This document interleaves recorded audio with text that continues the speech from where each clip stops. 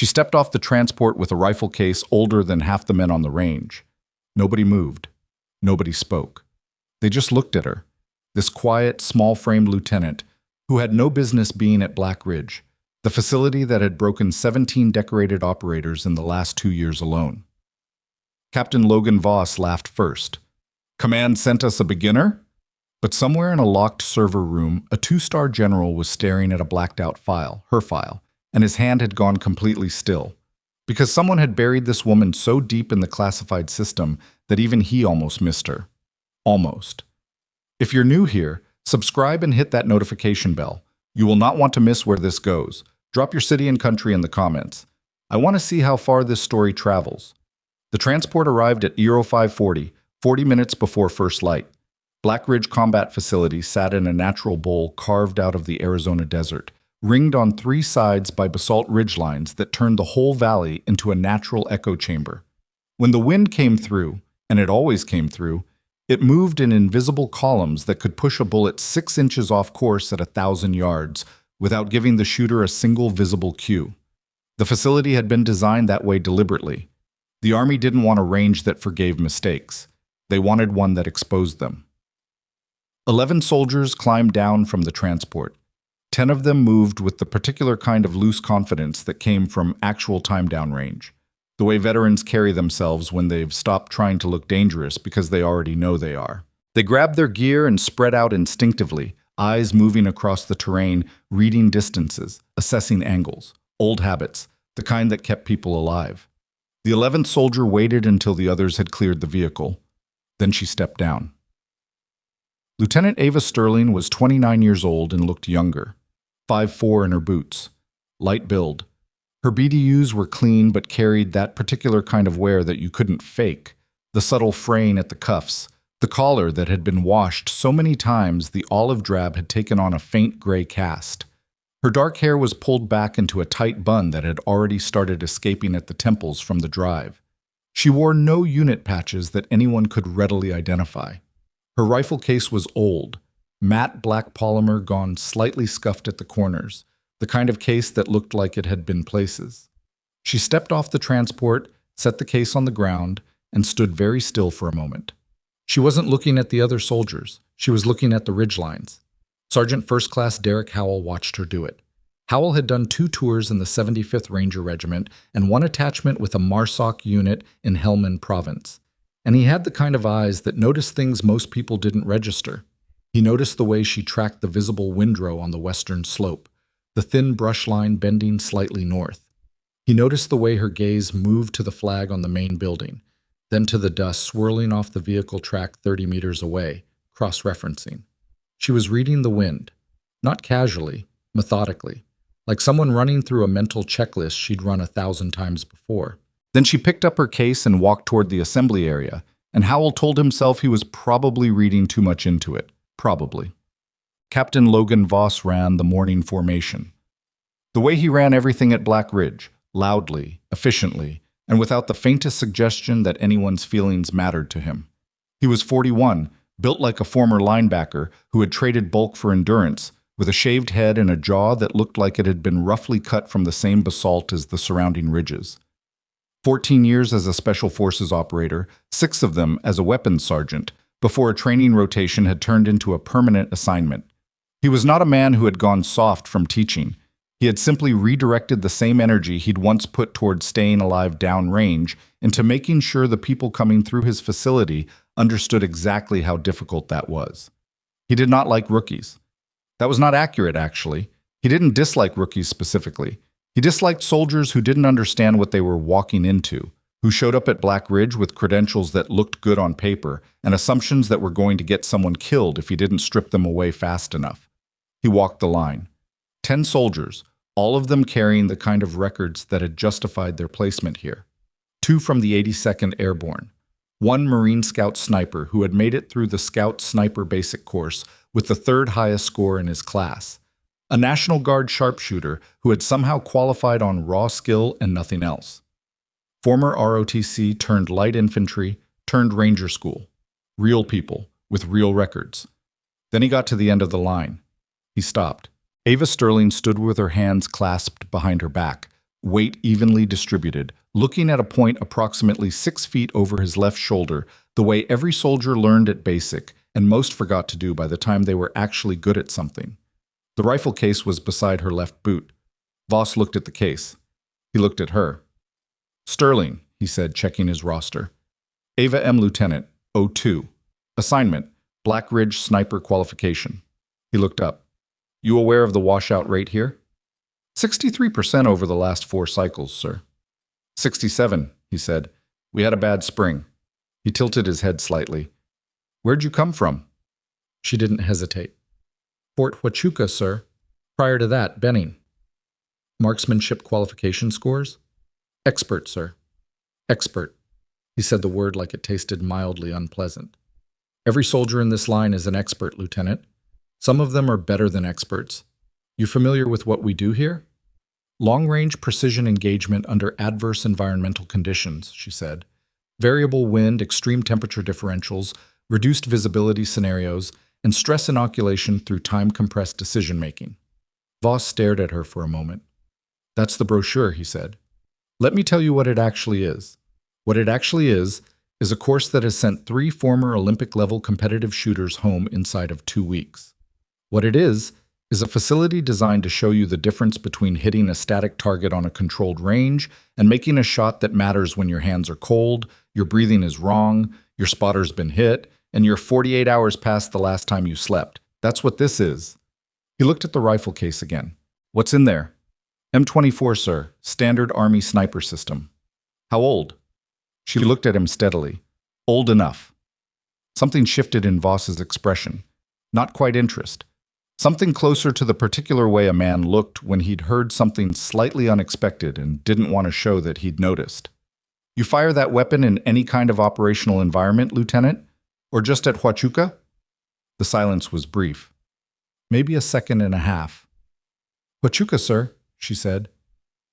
Voss held her gaze another moment, then turned and walked back to the front of the line. Welcome to Black Ridge, he said to all of them. Half of you will be on a transport home before this week is finished. The ones who stay will wish they'd left. He turned to face them fully. Drop your gear. First diagnostic starts in 30 minutes. No computers, no ballistic apps, just you and the rifle. Any questions? Nobody asked any. The diagnostic was simple in structure and brutal in practice. 800 meters, steel silhouette, 1 shot, unsupported prone. No wind calls from a spotter. No data card. Every variable that Black Ridge's particular geography created. The thermal columns rising off the valley floor. The crosswind that channeled through the western pass between 0700 and 1000 every morning. The way the ground mirage started building as soon as the sun cleared the eastern ridge. All of it was theirs to account for, alone. Sergeant First Class Howell ran the scoring table. He'd watched this diagnostic administered across dozens of iterations, and he knew what it looked like when someone was good. Good meant the shooter took their time. Good meant they settled into the position, worked their natural point of aim, and took at least 90 seconds before they pulled any trigger. Good meant they came off the rifle after the shot and immediately checked their position for pressure points instead of watching downrange. He watched the first 4 shooters go through. Martinez from the 82nd put his round 8 inches right, blown by the morning crosswind. He knew it before the call came through on the radio. He could see it in the way Martinez's jaw set. Kowalski, the Marine, hit it, clean, didn't celebrate, just came off the rifle and marked his data book, because that was what scout snipers did. Brennan, the National Guard sharpshooter, pulled the trigger too early. The shot went low by almost a foot. He stood up, shook his head, walked back to the staging area without saying anything. A man who understood that silence was sometimes the appropriate response. 2 more, both misses. Different reasons. 1 mechanical, 1 environmental. Then Voss called Sterling's name. Howell watched her walk to the firing point. He noticed the same thing he'd noticed this morning. She didn't look at the target first. She looked at the range environment, the dust, the brush, the flag line at the facility boundary. She was still doing it, still running through the same invisible checklist. She set the rifle down, opened the case, and assembled it. The other shooters used the case's built-in cradle for transport with the weapon mostly assembled. She had it broken down completely, That meant she'd put it together from individual components in less time than it would have taken most shooters to adjust their scope. Nobody said anything about this. It was possible nobody except Howell noticed. She dropped into position, adjusted, lay still. Howell watched the timer. 60 seconds, 90, 2 minutes.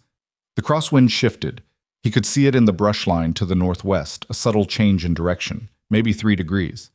He almost wrote it down for the training log, then stopped himself. Sterling's barrel tracked slightly left.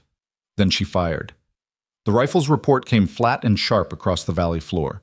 800 meters downrange, the spotter with binoculars on the far platform keyed his radio. Hit, center mass. Voss stood very still behind his own optic. For a moment, nobody said anything. Strong shot, Voss said, and his voice was neutral in a way that Howell had learned over 3 years of working with him meant something had gotten through. The first week broke 3 of them. Patterson from light infantry developed a fundamental error in his trigger pull that wasn't fixable in a short cycle. He'd been doing it wrong for too long and the muscle memory had set like concrete. Voss told him to take the remediation program and come back for the next iteration. It wasn't unkind. It was honest. Patterson knew it was coming before Voss said it. Gutierrez pulled something in his shoulder on a prone-to-standing transition drill and spent 2 days at the medical station before the staff physician grounded him. He argued about it. The physician didn't care. The third washout was operational. A soldier whose security clearance had an issue that needed resolution before he could continue. He was there one morning and gone by noon. 8 remained. Ava Sterling was among them. She had not distinguished herself in a way that was obvious to casual observation. She didn't shoot the best times on the movement drills. Kowalski had her there, and the former ranger named Delacroix ran the endurance elements like he was on a leisurely jog. She didn't talk during the evening debrief sessions, where some of the other candidates competed politely but definitely for Voss's attention. She ate alone most nights, not from hostility, but with a focused quiet that read as someone who had nothing to prove in the dining facility. What she did, and Howell was the only one watching closely enough to see it, was get incrementally better every single day. Not better in the way of someone learning, better in the way of someone recalibrating. There was a difference, and it was significant, and Howell had no way to explain why he was certain of it, without sounding like he was creating a narrative around a junior officer he'd known for less than 2 weeks. But he watched her on the evening of day 8, when the formal training had ended and most candidates were in the barracks, cleaning weapons or sleeping. She was on the far end of the informal practice area, dry firing at a target she'd set herself at an angle he didn't recognize from the standard range layout. She'd placed it at a point on the ridge that caught the last of the evening light in a specific way, a way that created a particular kind of shadow contrast that he hadn't seen used in any of the diagnostic setups. She fired, reset, fired, reset, breathing control, position stability. The same micro adjustments each time, cataloging something that he couldn't see from his position. He walked out there. She heard him coming and didn't look up. "What's the range on that?" he asked. "Approximately 1100, give or take 50. Hard to account for the elevation change from this position." 1100 was outside the formal parameters of what this course asked for. The furthest certified shot in the current training protocol was 950. "Why that distance?" She came off the rifle and looked at him. "Because it's what's there," she said. "And I want to know what the wind does coming off that ridgeline in the last light. Thermal dissipation changes the column behavior in the evening. It's different than morning." She paused. "Nobody told me I couldn't use this area after hours." "Nobody did," Howell said. He looked at the ridge. "What does it do?" "It curls," she said. "Right to left at the surface level, but there's an upper layer running the opposite direction. The bullet path through that transition point is inconsistent. I've been trying to find the consistency inside the inconsistency." Howell looked at her for a moment. "That's a very specific problem to be working on voluntarily," he said. "It's a problem that exists on that ridge," she said simply. "If a shot has to come from this position at a target on or past that ridge, it'll matter." He almost asked her what she thought was on that ridge that would require a shot like that. He didn't. General Ethan Ward arrived at Black Ridge on day 9 without announcement. That wasn't unusual. Ward was the commanding general of the installation command that oversaw Black Ridge's operational status, and he made unannounced visits the way other people made phone calls. He arrived, He observed, he left, and the training staff learned whatever they were going to learn from his questions.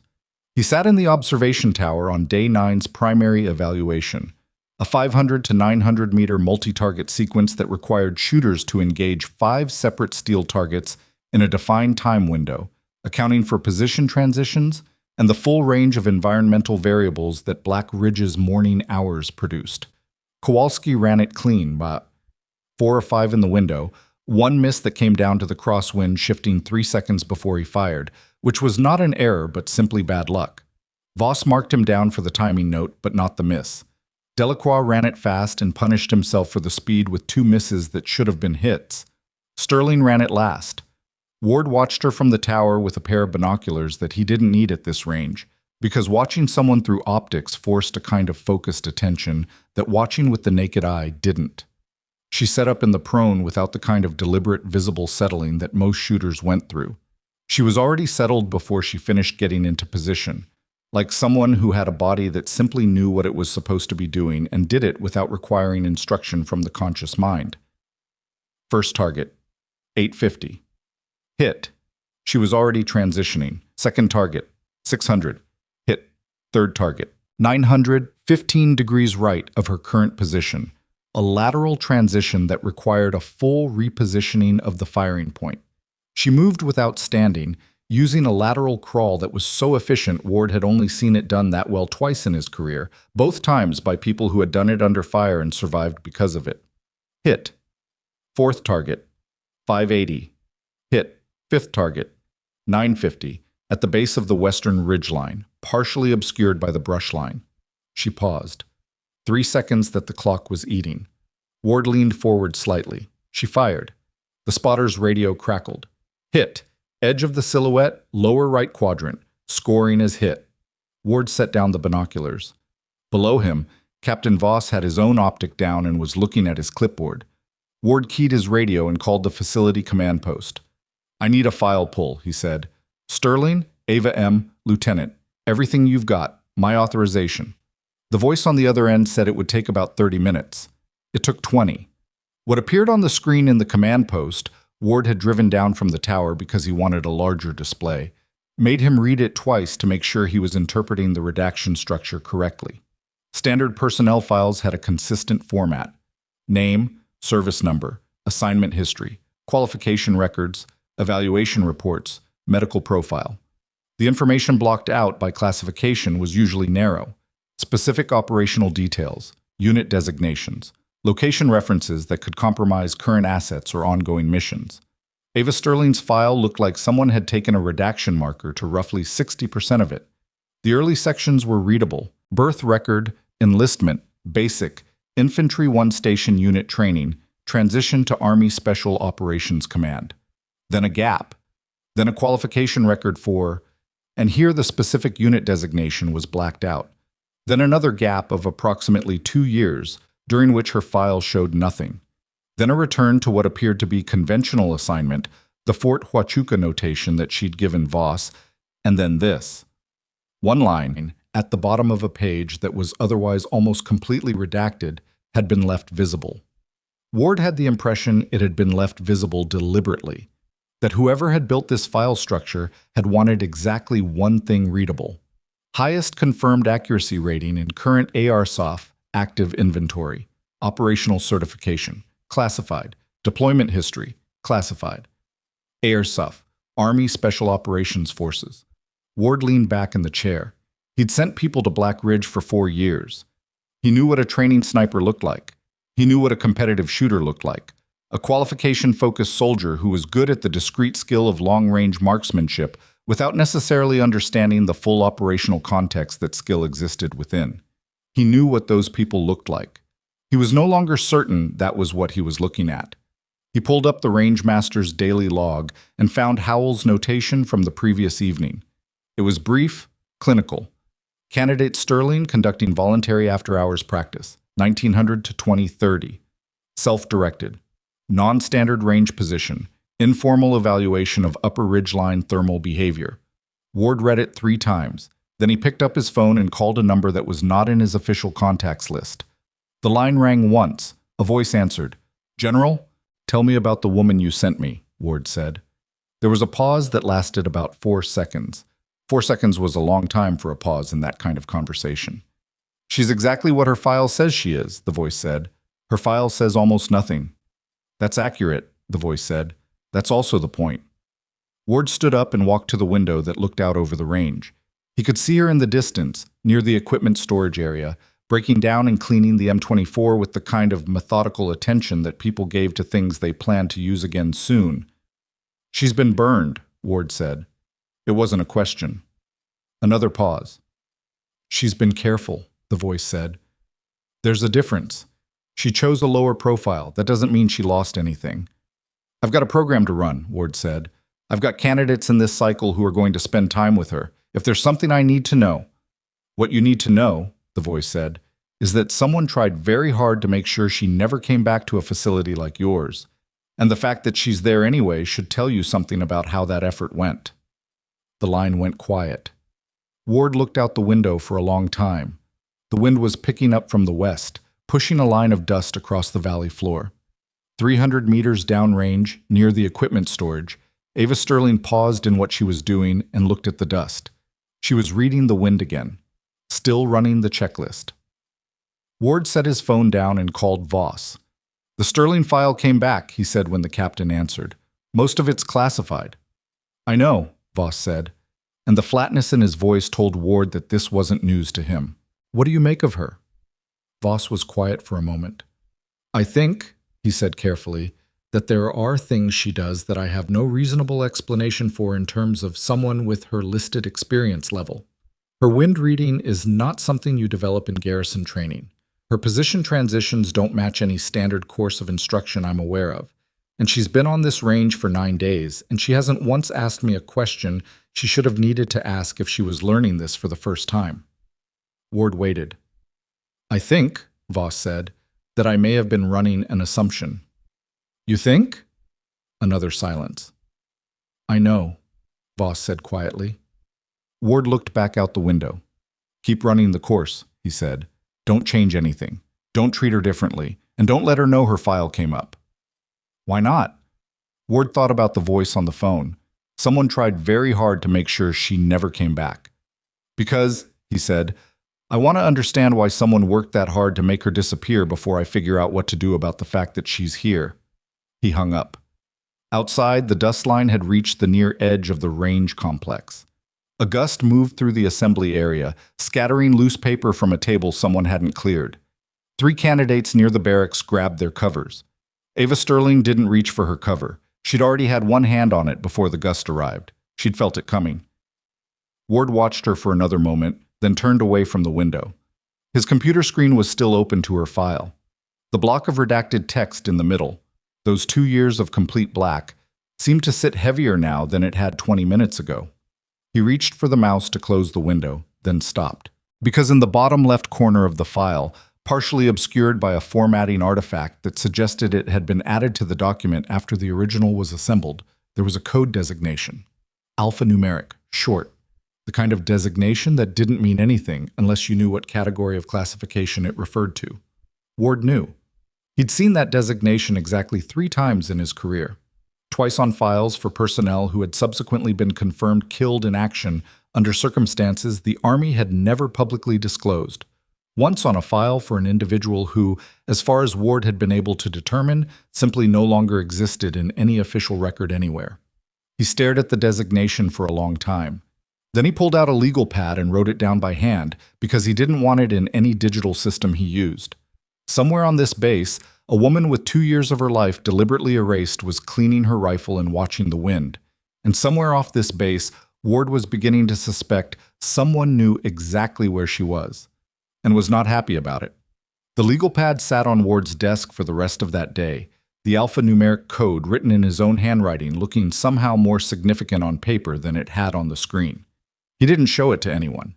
He locked the desk and went back to the observation tower and watched the afternoon training block run its course, and he did not stop thinking about it for a single minute. Day 10 opened cold. A front had pushed down from the north overnight, dropping the valley temperature by 18 degrees and pulling the humidity up enough that the air had a faint haze to it. Not fog, but the kind of atmospheric moisture that affected light refraction at distance and made scopes behave unpredictably if the shooter didn't account for it. The morning briefing noted it. Voss noted it with the particular tone of a man who was pleased that the environment was going to create additional problems, because additional problems were the point. The candidates assembled at 0600 in their field kit, 8 of them, 4 days into the second week. The schedule posted outside the briefing room showed the day's primary event. Extended Range Qualification, Day 1.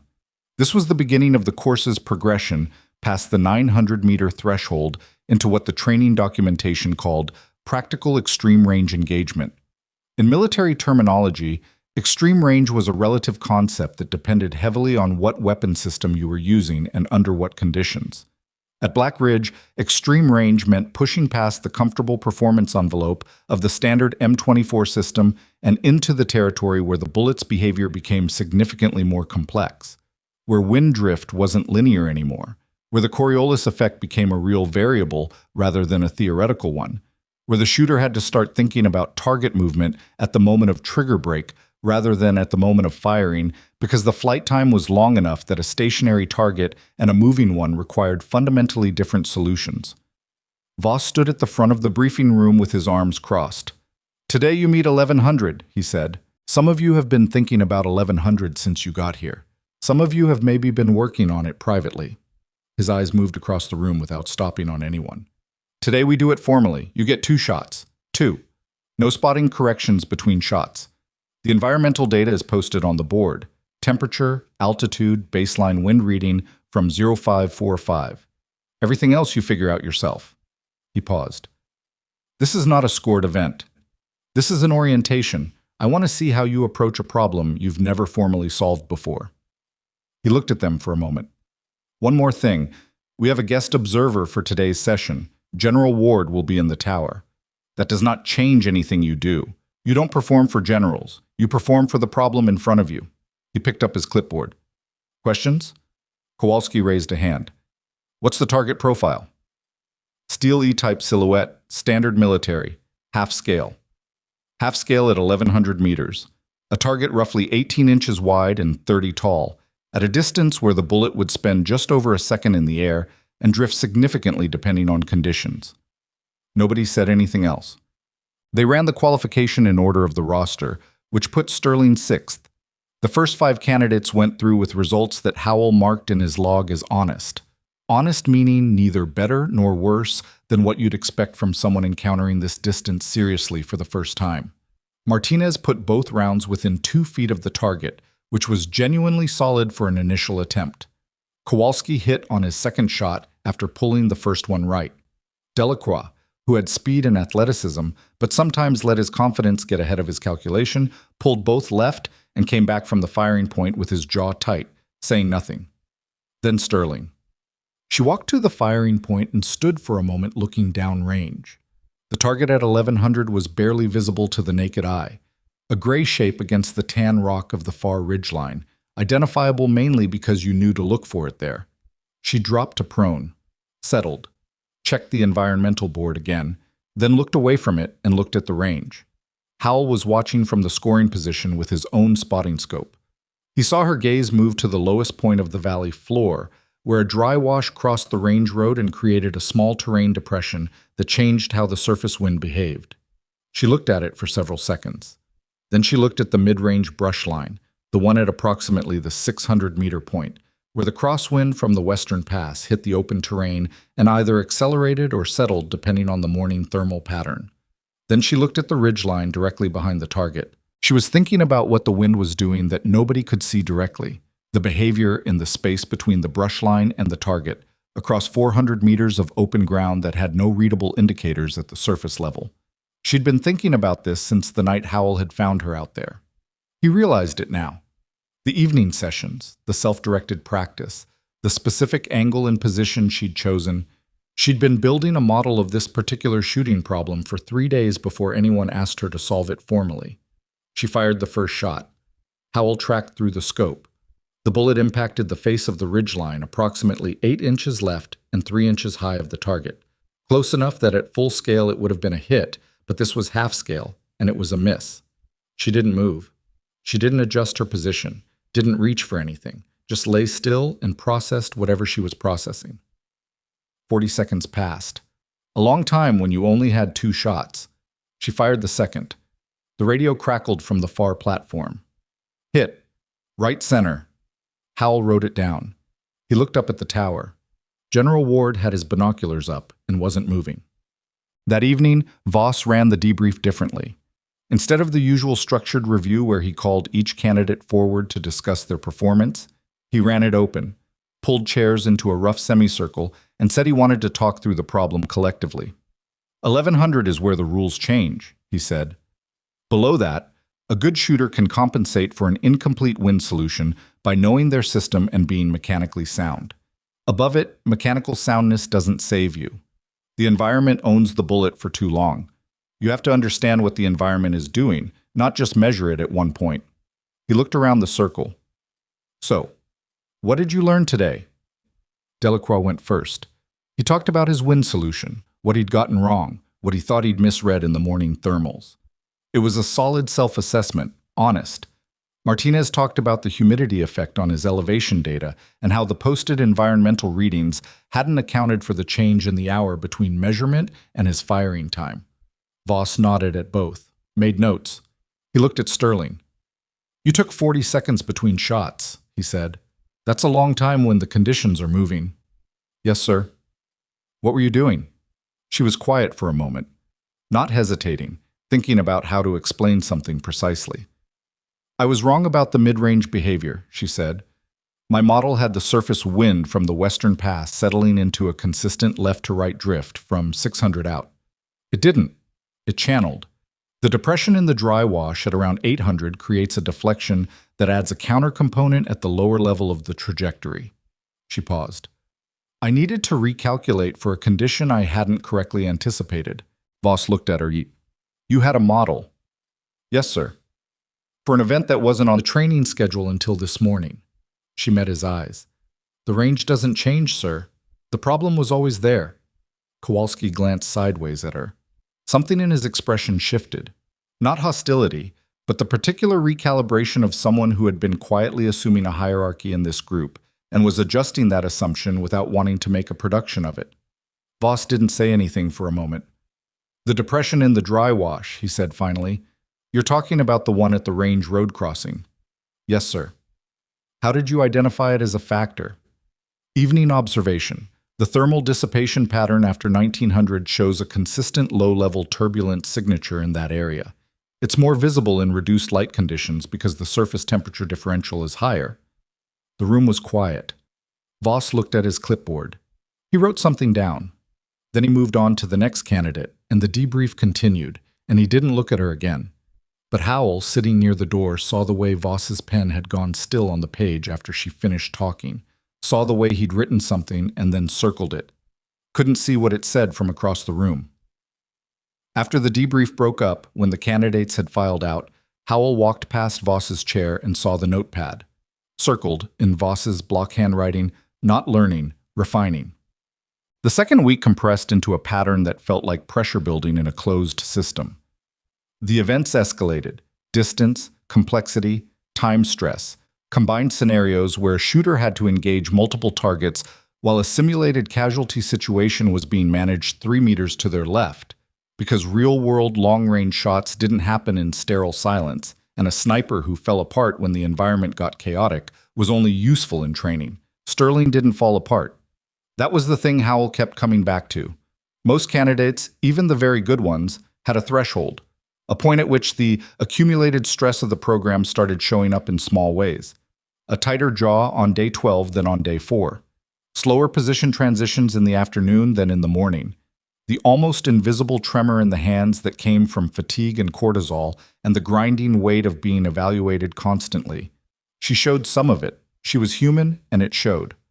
Her times on the morning runs had slowed by about 4% since day 1, which was less than anyone else in the group, but still measurable. She ate less in the second week than the first. She slept. Howell had no way to know this for certain, but the quality of her shooting in the Aero 600 morning slots was identical to her 1400 afternoon performance.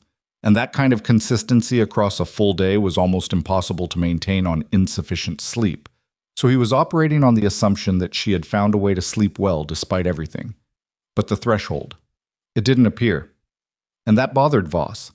Not in the way that genuine excellence was supposed to bother a training officer, not the professional satisfaction of watching someone exceed the standard. It bothered him the way an unanswered question bothered a man who needed answers to function.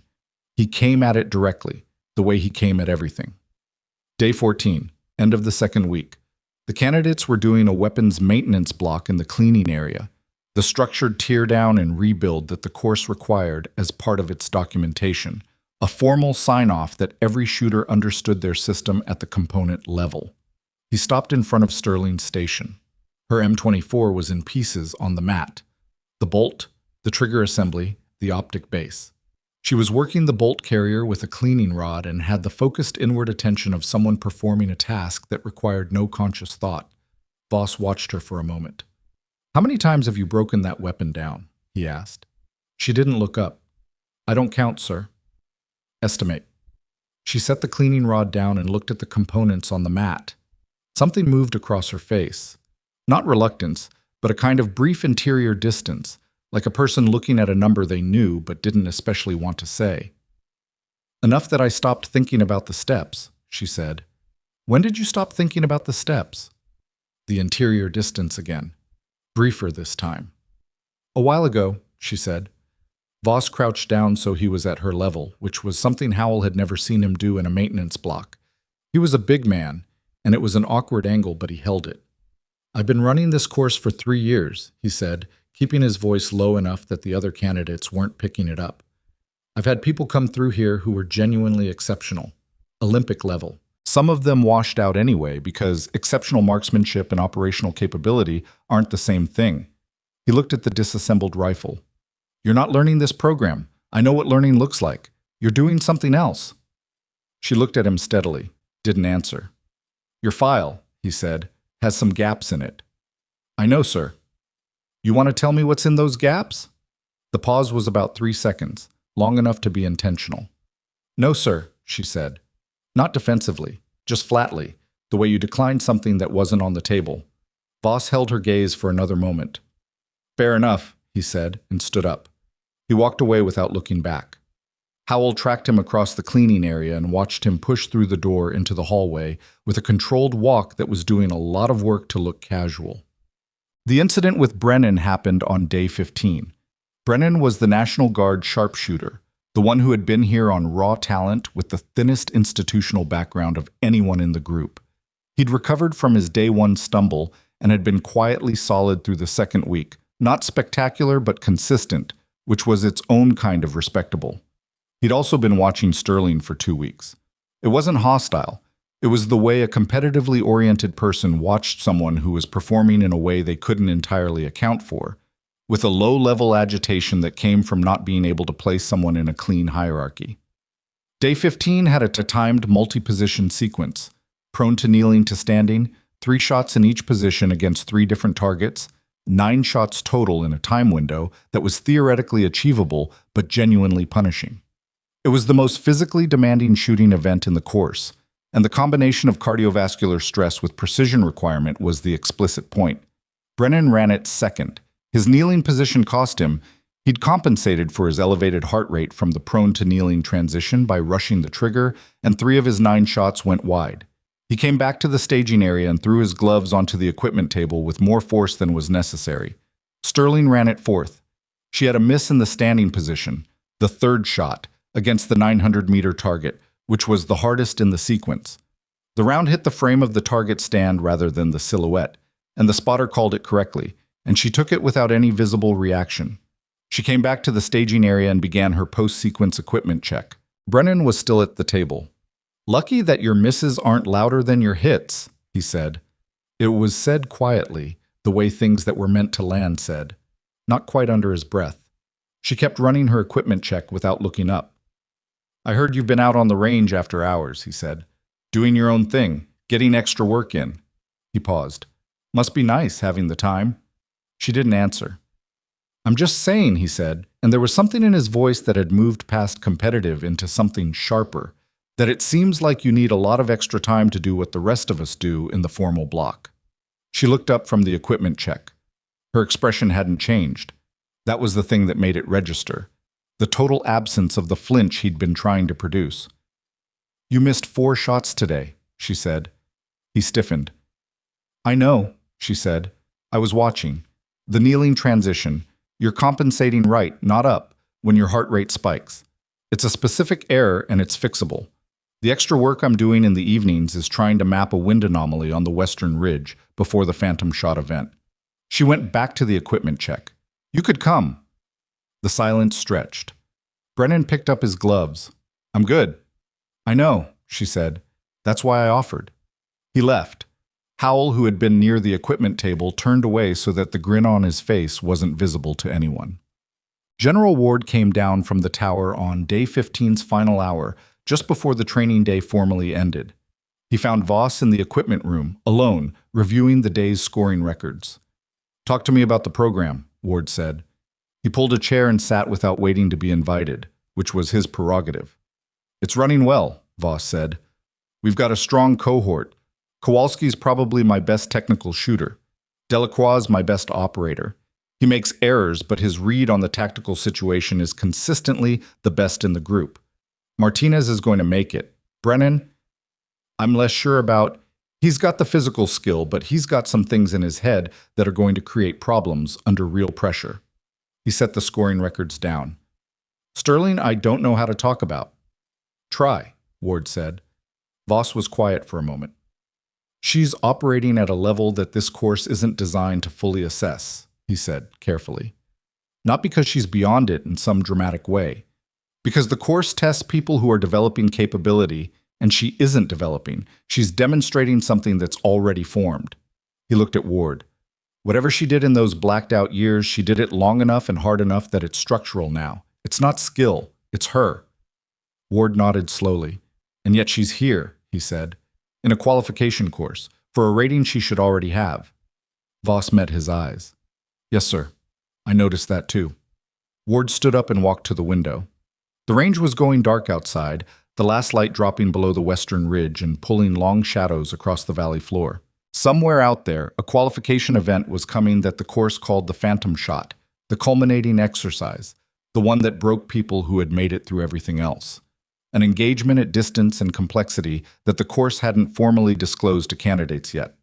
"Someone wanted her requalified," Ward said, "through normal channels, formally, on record." "That's my read," Voss said, "which means someone else wanted her record to stay buried." Voss didn't answer. "Those two things," Ward said, "are currently existing in the same facility, and the woman in the middle of them doesn't know that I know, and as far as I can tell doesn't know that anyone has been looking at her file." He turned away from the window. "She runs after hours without being asked. She offers to help other candidates when she doesn't have to. She answered my question about what she was doing with a 40-second pause by explaining, precisely and correctly, a wind anomaly that my senior range instructor hadn't fully mapped." He looked at Voss. "What does that tell you?" Voss was quiet. "It tells me," he said finally, "that she's not here to prove something." "No," Ward said. "She's not." He picked up his jacket from the back of the chair. "She's here because someone sent her here for a reason, and she doesn't know what that reason is yet. And that makes this considerably more complicated." He headed for the door, then stopped. "The Phantom Shot is in 4 days. Don't change the parameters." "Wasn't going to," Voss said. "Good." Ward opened the door. "Because I have a feeling," he said, "that the parameters are going to matter more than usual." He left. Voss stood alone in the equipment room for a long time after the door closed. The scoring records were on the table in front of him. Sterling's column was neat: hits, misses, times, conditions. Numbers on a page. He looked at the notation from day 1, the first diagnostic, the one he'd called lucky in front of everyone. Then he picked up a pen and crossed out the word lucky that he'd written in the margin. He didn't write anything to replace it. Outside, the last light was gone from the western ridge, and in the darkness below it, in the space between the dry wash and the far ridgeline where no one was supposed to be after training hours, a figure lay in prone position, dry firing at a target only she could see, reading a wind that no one else had thought to study. 3 days before the Phantom Shot, Ava Sterling was still running the checklist. And somewhere off the base, in a city that Ward's phone records would not connect to anything traceable, a man opened an encrypted application on a secure device and read a single line that had just been routed to him through 3 intermediate servers. Sterling active at Black Ridge. Day 15. Performance consistent with historical profile. He read it twice. Then he typed a response. Initiate contingency. Don't let her finish. The encrypted message sat on a server for 11 minutes before it was routed to its final destination. The man who sent it was named Harlan Cross. He had no current military affiliation, no listed employer, and a consulting firm registered in Delaware that had filed taxes for 6 consecutive years without producing a single identifiable client or deliverable. I was 53 years old, had once held the rank of colonel in the Army Acquisitions Command, and had left that position 4 years ago under circumstances that the official record described as voluntary retirement. He had 3 phones. He used a different one for each category of problem. He picked up the second phone now and made a call. It rang twice. "We have a timing issue," Cross said when the line connected. The voice on the other end was younger, careful. "How serious?" "Serious enough that if she completes the phantom shot on record, the requalification stands. Once it stands, the buried file gets a current entry attached to it. A current entry means someone with the right clearance can pull the thread." He moved to the window of the hotel room he'd been using for the past 10 days. A forgettable mid-range property 40 miles from Black Ridge. The kind of place that had reliable enough Wi-Fi and unremarkable enough foot traffic that a man could come and go without creating a pattern. The contingency needs to be clean, inside the program, nothing that looks external. "The range parameters," the voice said. "The range parameters," Cross confirmed. "Phantom shot is in 3 days. I need someone inside that facility who can make adjustments without documentation. Not to the target, not to anything visible. The ammunition temperature protocol and the calibration verification process for the candidate weapons." A pause.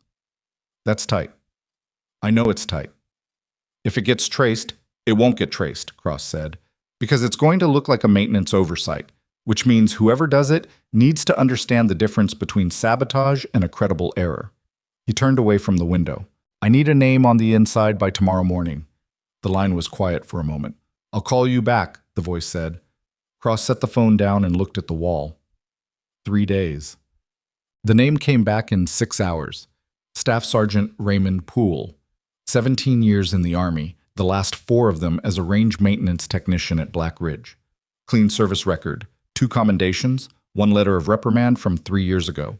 Related to a procurement irregularity that had been resolved administratively and sealed. He had $70,000 in personal debt, a combination of a failed business his brother-in-law had talked him into, and a medical situation in his family that the insurance had covered incompletely. He had 18 months left until he could retire with full benefits. Cross knew about the debt because debt was the kind of information that a man in his position kept organized. He didn't meet Poole in person. He didn't need to. The second phone routed a message through an intermediary that Poole had been connected to through the procurement irregularity 3 years ago. A connection that Poole had probably thought was dormant and forgotten. It wasn't. The message was simple. The task was specific.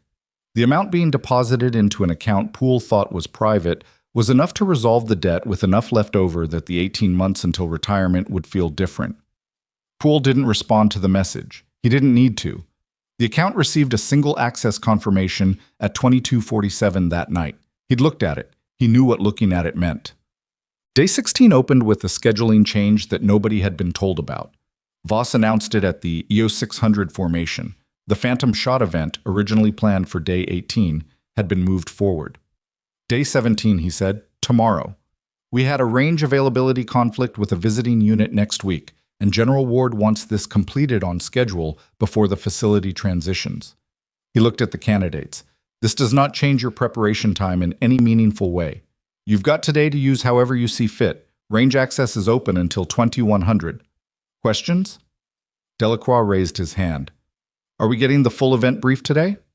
This morning, 0900, all candidates briefing room. The formation broke. Sterling didn't move immediately. She stood in place for a moment after the others had started dispersing, looking at the western ridgeline the way she looked at it every morning. The same checklist, the same systematic read of the environment. Howell stopped beside her. "You heard about the timing change," he said. "Yes, Sergeant." "Changes anything for you?" She was quiet for a moment. The morning wind was light, coming from a slightly different direction than yesterday. The front that had been sitting over the valley for 2 days was finally moving. "The wind's going to be different tomorrow," she said. "The front's breaking. It'll come from the northwest by midday, which changes everything past 800. She paused. "I need to be on the range this afternoon."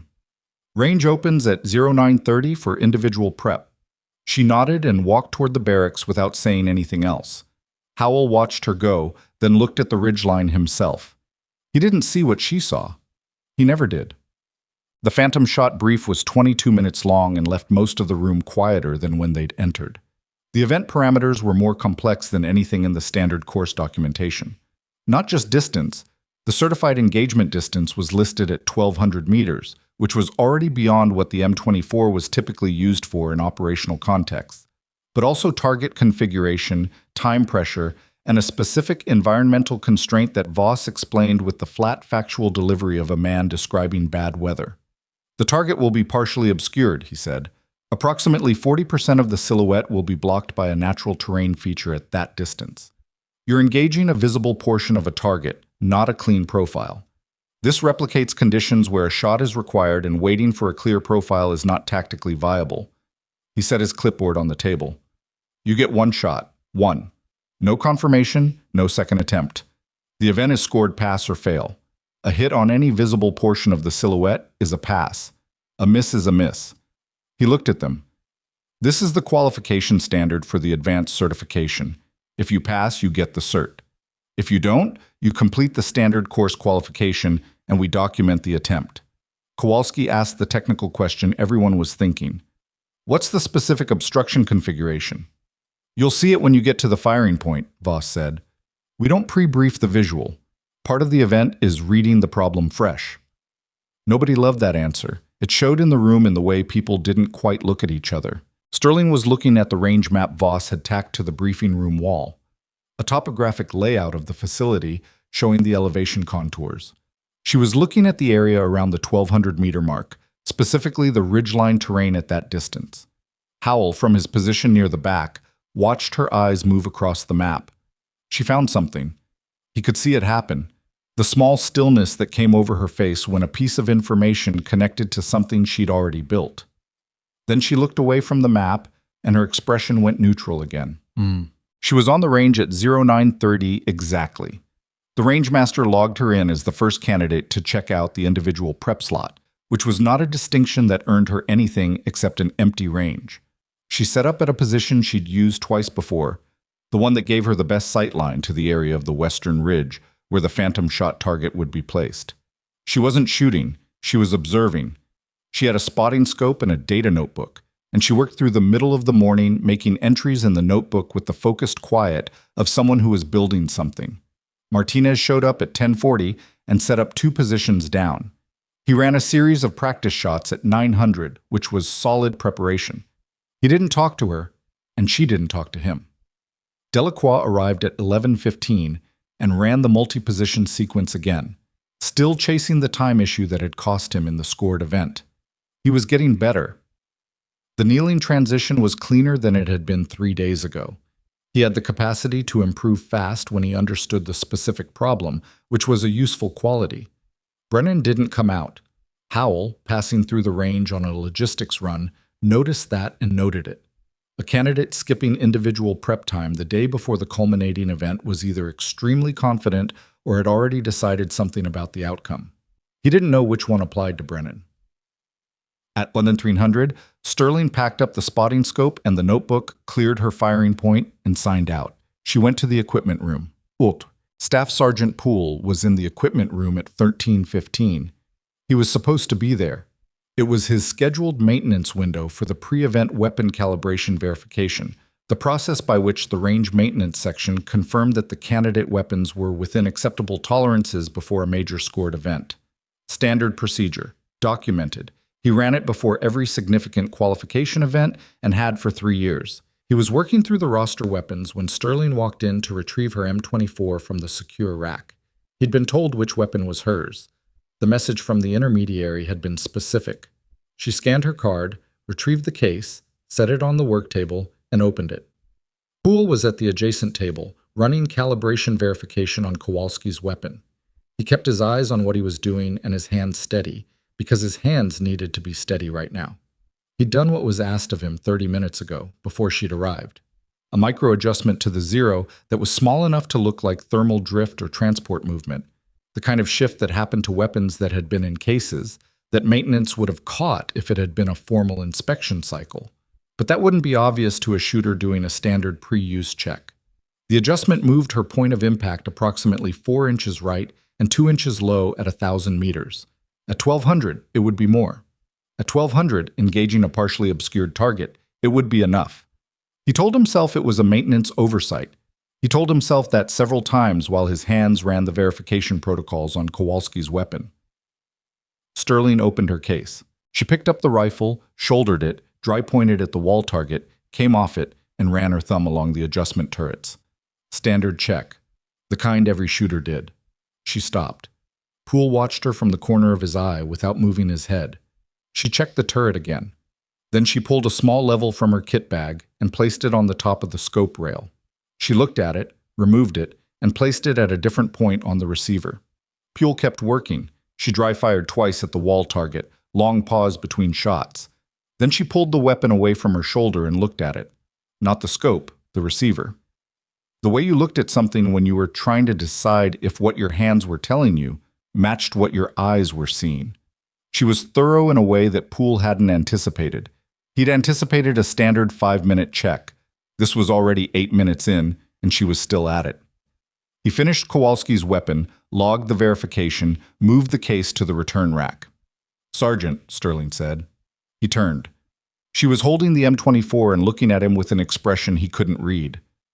"When was this weapon last zeroed?" she asked. "Pre-cycle, ma'am. Day 1. All candidate weapons zeroed and verified before candidate arrival." "Has it been touched since day 1?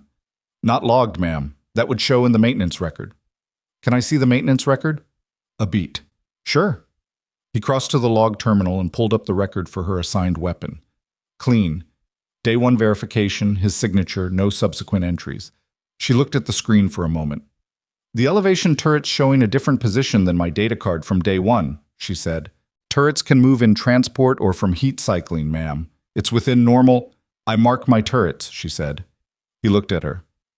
"After every zero," she said quietly. "I mark the reference position with a paint marker. It's not in your maintenance log because it's a personal protocol, not a range requirement." She tilted the weapon so he could see the scope. "The mark and the current position don't match." The mark was there. A small line of white paint, barely visible, the kind of thing you would not notice unless you were looking for it, unless you already knew it was there, unless you were someone who had been doing this long enough to understand that the difference between a correct zero and an altered one was not always visible at the range, but was always visible at the reference point. Poole looked at it. He looked at her. Her expression was still. Waiting. "I don't know how to account for that, ma'am," he said. His voice was level. 17 years of service taught you to keep your voice level when everything else was going wrong. "I'd like to run a formal recalibration," she said, "before tomorrow." "That would need Captain Voss to authorize a non-standard maintenance cycle." "I know," she said. "I'm going to ask him." She put the rifle back in the case, closed it, and picked it up. She walked out of the equipment room without another word. Poole stood at the maintenance table for a moment after she left. His hands had stopped being steady. Voss was in his office when she knocked. "Sir, I need to request a formal recalibration on my assigned weapon before tomorrow's event." He looked up from the paperwork. "Reason?" "Turret position inconsistency versus my personal reference mark."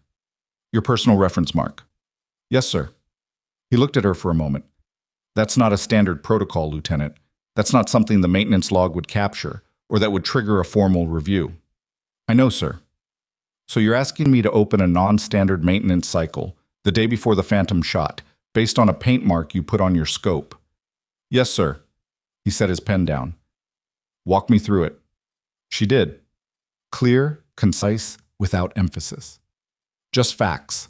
The reference mark, the current position, the degree of discrepancy she estimated based on the turret's click value, what that discrepancy would produce at 1,200 meters against a partially obscured target. Voss listened without interrupting. When she finished, he was quiet for a moment. "Who was in the equipment room when you ran your check?" he asked. Staff Sergeant Poole was running the pre-event calibration verification on the other candidate weapons. Voss looked at her steadily. "Are you telling me something?" "I'm telling you my turret position is inconsistent with my reference mark, sir. I don't know how it happened. I'm asking for a recalibration." He held her gaze. She wasn't going further than the facts she could prove. She was being precise about the boundary of what she knew versus what she suspected, and that precision was itself information.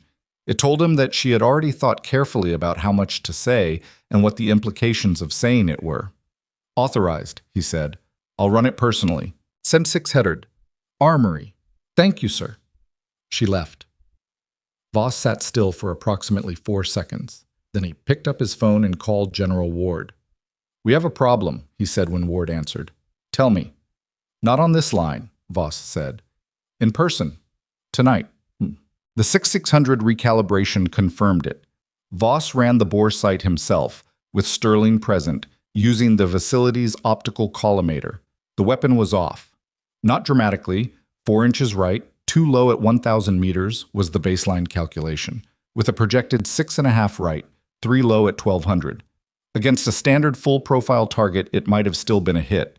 Against 40% of a silhouette, partially obscured by terrain, at 1,200 meters, it would have been a miss with enough consistency that it wouldn't have looked like sabotage. It would have looked like a shooter who wasn't as good as people were starting to think she was. Voss corrected the 0, documented it, signed the maintenance log himself with a notation that was clinically worded but would be unambiguous to anyone who knew how to read it. Elevation and windage correction required following pre-event inspection. Previous verification record inconsistent with measured 0. Corrective action completed. He sent a copy to Ward's secure inbox. Sterling stood in the armory through all of it and didn't say anything that wasn't a direct answer to a direct question.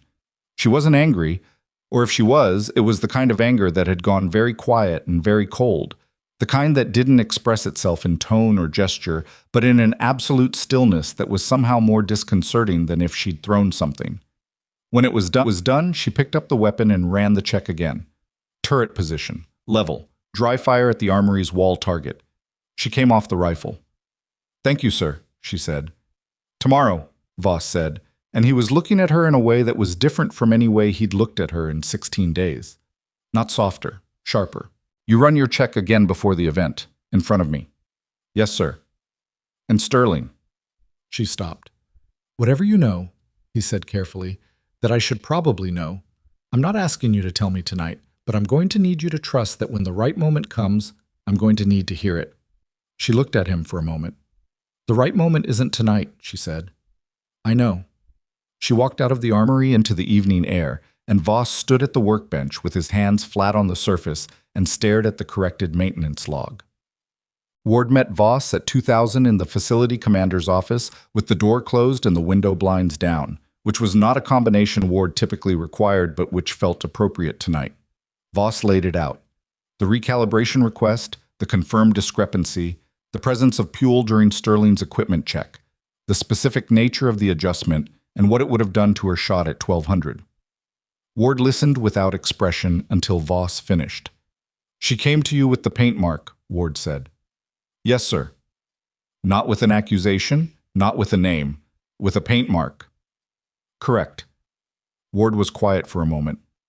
"She's been doing this a long time," he said, and it wasn't directed at Voss. He was thinking out loud, working through something. You don't survive the kind of operational environment her file suggests by being loud about what you know. You get very good at knowing exactly how much to say and exactly when. "She protected Poole," Voss said carefully, "or she protected the process. She gave me the problem without the accusation, which means if Poole is connected to something larger, we have the ability to work the connection without it getting contaminated by a formal complaint." "She thought about that," Ward said. "She thought about all of it," Voss said, "before she walked into my office." Ward stood and moved to the window. The blinds were down, but he stood there anyway, looking at the pale stripe of light at the edge. "Pule's finances," he said. "Already requested," Voss said. I went through judge advocate, emergency basis. I should have something by morning. Ward nodded slowly. Tomorrow's event runs, he said. Yes, sir. Same parameters, same time, nothing changes visibly. He turned from the window. But I want 2 additional observers in the tower who are not range staff, CID. I'll make the call tonight. And Puel? Ward's expression didn't change. Puel runs his normal duty tomorrow. He doesn't know what we have. The moment that event completes and Sterling's shot is on the record, we pull him. Voss nodded. And Sterling? He asked. Ward looked at him for a moment. She's going to make the shot, he said. It wasn't a prediction. It wasn't hope. It was stated with the flat certainty of a man who had been looking at evidence for 16 days and had finally stopped arguing with what it told him. Voss said nothing. He'd stopped arguing with it too. She was on the range at 0500 the next morning. The event didn't start until 0800, 3 hours early, in the gray pre-dawn that turned the valley into a study in charcoal and negative space. She lay in prone at the position closest to the phantom shot firing line and ran dry fire sequences against a darkness that offered no visible target. She wasn't practicing the shot.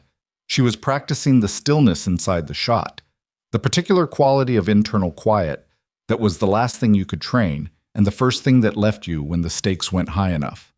The part that couldn't be built from the outside. The morning wind came off the northwest ridge lighter than she'd expected. The front had fully broken overnight. She ran the change through the model she'd been building for 3 days and made adjustments in the notebook with a small red lens flashlight, working through the numbers without a calculator because she'd stopped needing one for this kind of problem at a point in her past that she didn't measure in years anymore. At 0630, Howell arrived at the range for the morning setup. He found her there and stopped. She was sitting cross-legged beside the rifle case, notebook open on her knee, writing. "You sleep?" he asked. "Some," she said. He sat down on the range barrier a few meters away. He hadn't planned to. He just did. "I've been watching you for 16 days, he said. She looked up. "I've been doing this job for 6 years, he said. "I've watched a lot of people come through this range. Good ones, great ones, a few who were genuinely something different." He paused. "You're the first one I've watched who doesn't seem like they're trying to prove something, and I've been trying to figure out why that is." She looked at him for a moment. "Because I'm not," she said. "Then why are you here?" The question sat between them in the pre-dawn quiet. She closed the notebook and looked at the ridgeline. "Someone wanted me back on record," she said. "I don't know exactly why yet, but records require events, and this is the event." She picked up the notebook and slid it into the kit bag. "That's as much as I can tell you." "Someone wanted you to fail this event," he said. She looked at him steadily. "Someone wanted it to look like I failed." Howell held her gaze. "Difference matters," he said. "The difference is everything," she said. He stood up from the barrier. "Candidates arrive at 0730. Voss wants a weapons check before the event brief." "I know," she said. "I'll be there." He walked back toward the facility, and she watched him go. And then she turned back to the ridgeline where 1,200 meters away, in the early flat light, the partial shape of a steel target was barely visible against the rock. She looked at it for a long time. Not reading it, not calculating, just looking at it the way you looked at something you were going to do before you did it, when the stakes were real enough that looking felt like a necessary act. Then she picked up her rifle and ran the check one more time. The turret mark lined up. She was ready. At 0748, 12 minutes before the Phantom Shot event was scheduled to begin, General Ward received a call on the number he'd given to the CID liaison. He listened for 45 seconds. Then he said, "How much?" The liaison gave him a number. Ward closed his eyes briefly. "When was it deposited?" he asked. 11 days ago, the liaison said. "Into an account registered to a Delaware LLC that's 2 transfers removed from a defense technology company called Viridian Tactical Systems. They have a pending contract proposal with the Army for autonomous targeting integration. The proposal is currently stalled because the evaluation committee cited insufficient evidence that human-operated precision systems had reached their performance ceiling." Ward opened his eyes. "They needed human systems to fail," he said. "They needed a specific human system to fail," the liaison said, "on record, at a facility with enough visibility that the failure would be documented and cited. The evidence they needed to make the argument that humans couldn't do what machines could, that the investment in training programs like Black Ridge was misallocated, that the contract should go to the automated system. And the one person at this facility who could have made that argument impossible to sustain was Ava Sterling, because whatever her file showed or didn't show, whatever those 2 blacked-out years contained, the performance she'd put on this range for 16 days was the kind of evidence that didn't go away. Documented hits, verified data, a human shooter operating at a level that made the Viridian proposal look like a solution to a problem that didn't exist. Ward walked to the window of the facility command post. Down on the range, the candidates were assembling at the firing line. He could see Voss moving through them, running the weapons check. He could see Sterling at the far end of the line, standing straight, the M24 case in her left hand. "The man on the inside," Ward said. "Do you have enough?" "We have enough for the warrant," the liaison said. "We want to wait until after the event to serve it. Less contamination of the process." "Agreed," Ward said. "You're in position?" "2 agents in the tower, sir. They've been there since 0700. Ward hung up. He put on his cover and walked out of the command post toward the range. He wanted to be in that tower when she fired. He wanted to see it. Ward reached the tower at 0756. The 2 CID agents were already there, a man and a woman, both in civilian clothes that read as range observers if you didn't look too carefully, which most people wouldn't because most people at a firing event looked at the range, not at the tower. The male agent had a camera with a long lens. The female agent had a tablet running the secure documentation application that would timestamp everything they recorded. They'd been briefed. They knew what they were watching for, and they knew to stay out of the way until the event was over. Ward nodded at them and took his position at the tower rail. Below, on the firing line, Voss was running the final weapons check. The sequence was simple. Each candidate presented their weapon to Voss, who ran a 30-second inspection, turrets, 0 reference, safety, overall condition, and signed off on the range card. 6 candidates. It would take 4 minutes. Sterling was last in the line. Ward watched Voss work through the first 5. Efficient, professional, the particular economy of motion that came from doing something thousands of times.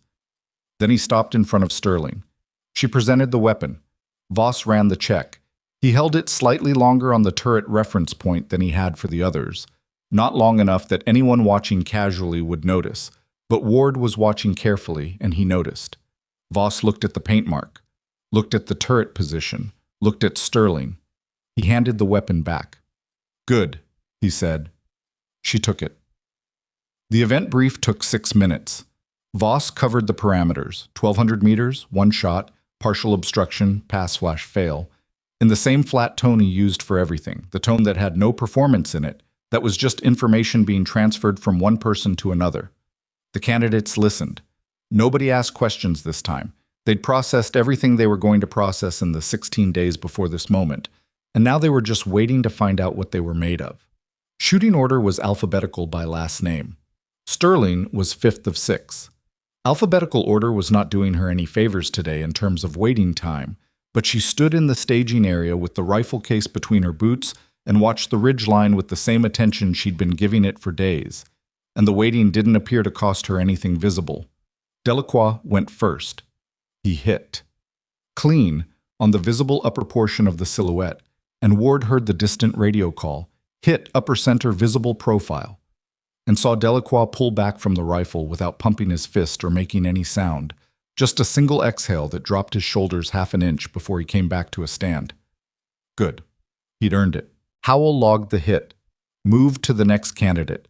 Kowalski hit on a shot that Ward watched through his own binoculars, a bullet path that tracked almost perfectly through the visible right shoulder of the partially obscured target, the most technically demanding angle given the terrain feature blocking the lower 2/3 of the silhouette. Clean as anything Ward had seen at this facility. Martinez hit on what looked like a perfectly executed solution. The radio called it clean. Brennan went 4th. Brennan had been quiet since the equipment issue 2 days ago.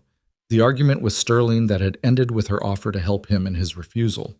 He'd run the morning prep time in the barracks rather than the range, which was a choice Ward didn't second-guess because people prepared differently and not all preparation was visible. But now, at the firing point, Ward could see something in the way he settled into position that wasn't quite right. Too fast. He was going to fire too fast. He did. The radio from the far platform was silent for a full 3 seconds. "Miss? Low right." Brennan came off the rifle and stood up. He didn't look at anyone. He picked up his equipment and walked back to the staging area, and the set of his shoulders did the work of describing whatever was happening inside him. It was the thing Voss talked about, not technical skill. What happened when everything you'd built collapsed under you at the moment it was supposed to hold? Ward watched Brennan walk back and felt something that wasn't quite sympathy, but was adjacent to it. The recognition of a man who had genuinely tried and run into the edge of what he could do at this moment in time. Then Voss called Sterling's name. She walked to the firing point. The walk was 30 meters from the staging area, a distance that took about 20 seconds at a normal pace. Ward used those 20 seconds to scan the range, the ridgeline, the tower around him. The CID agents were still. The range staff were where they were supposed to be. Voss was at the scoring position with his optic. Howell was at the radio. Everything was where it was supposed to be. She dropped to prone. The weapon came out of the case and onto the bipod in one continuous motion. She'd been practicing that motion for 17 days.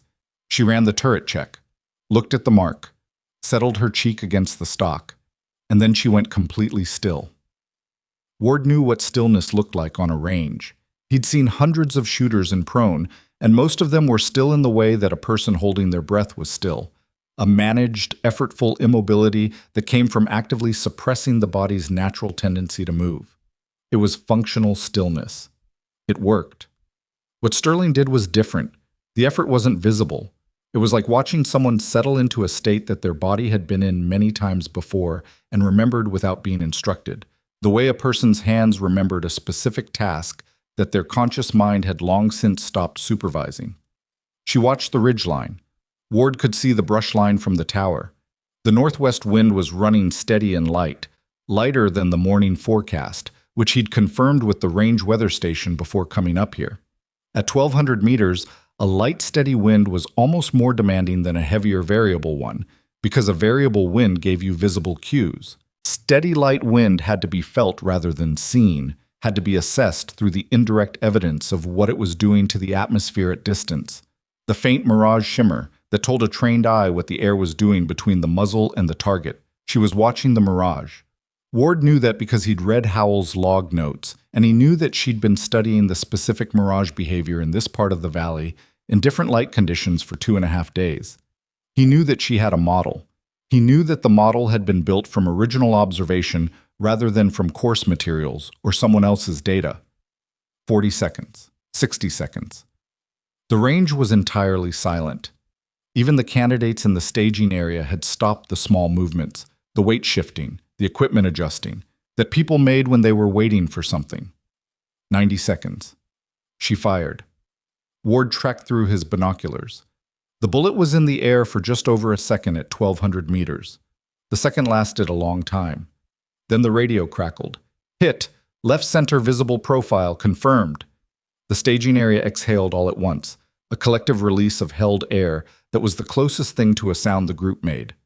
Kowalski said something low to Martinez that Ward couldn't hear. Delacroix nodded once at no one in particular. Howell logged it.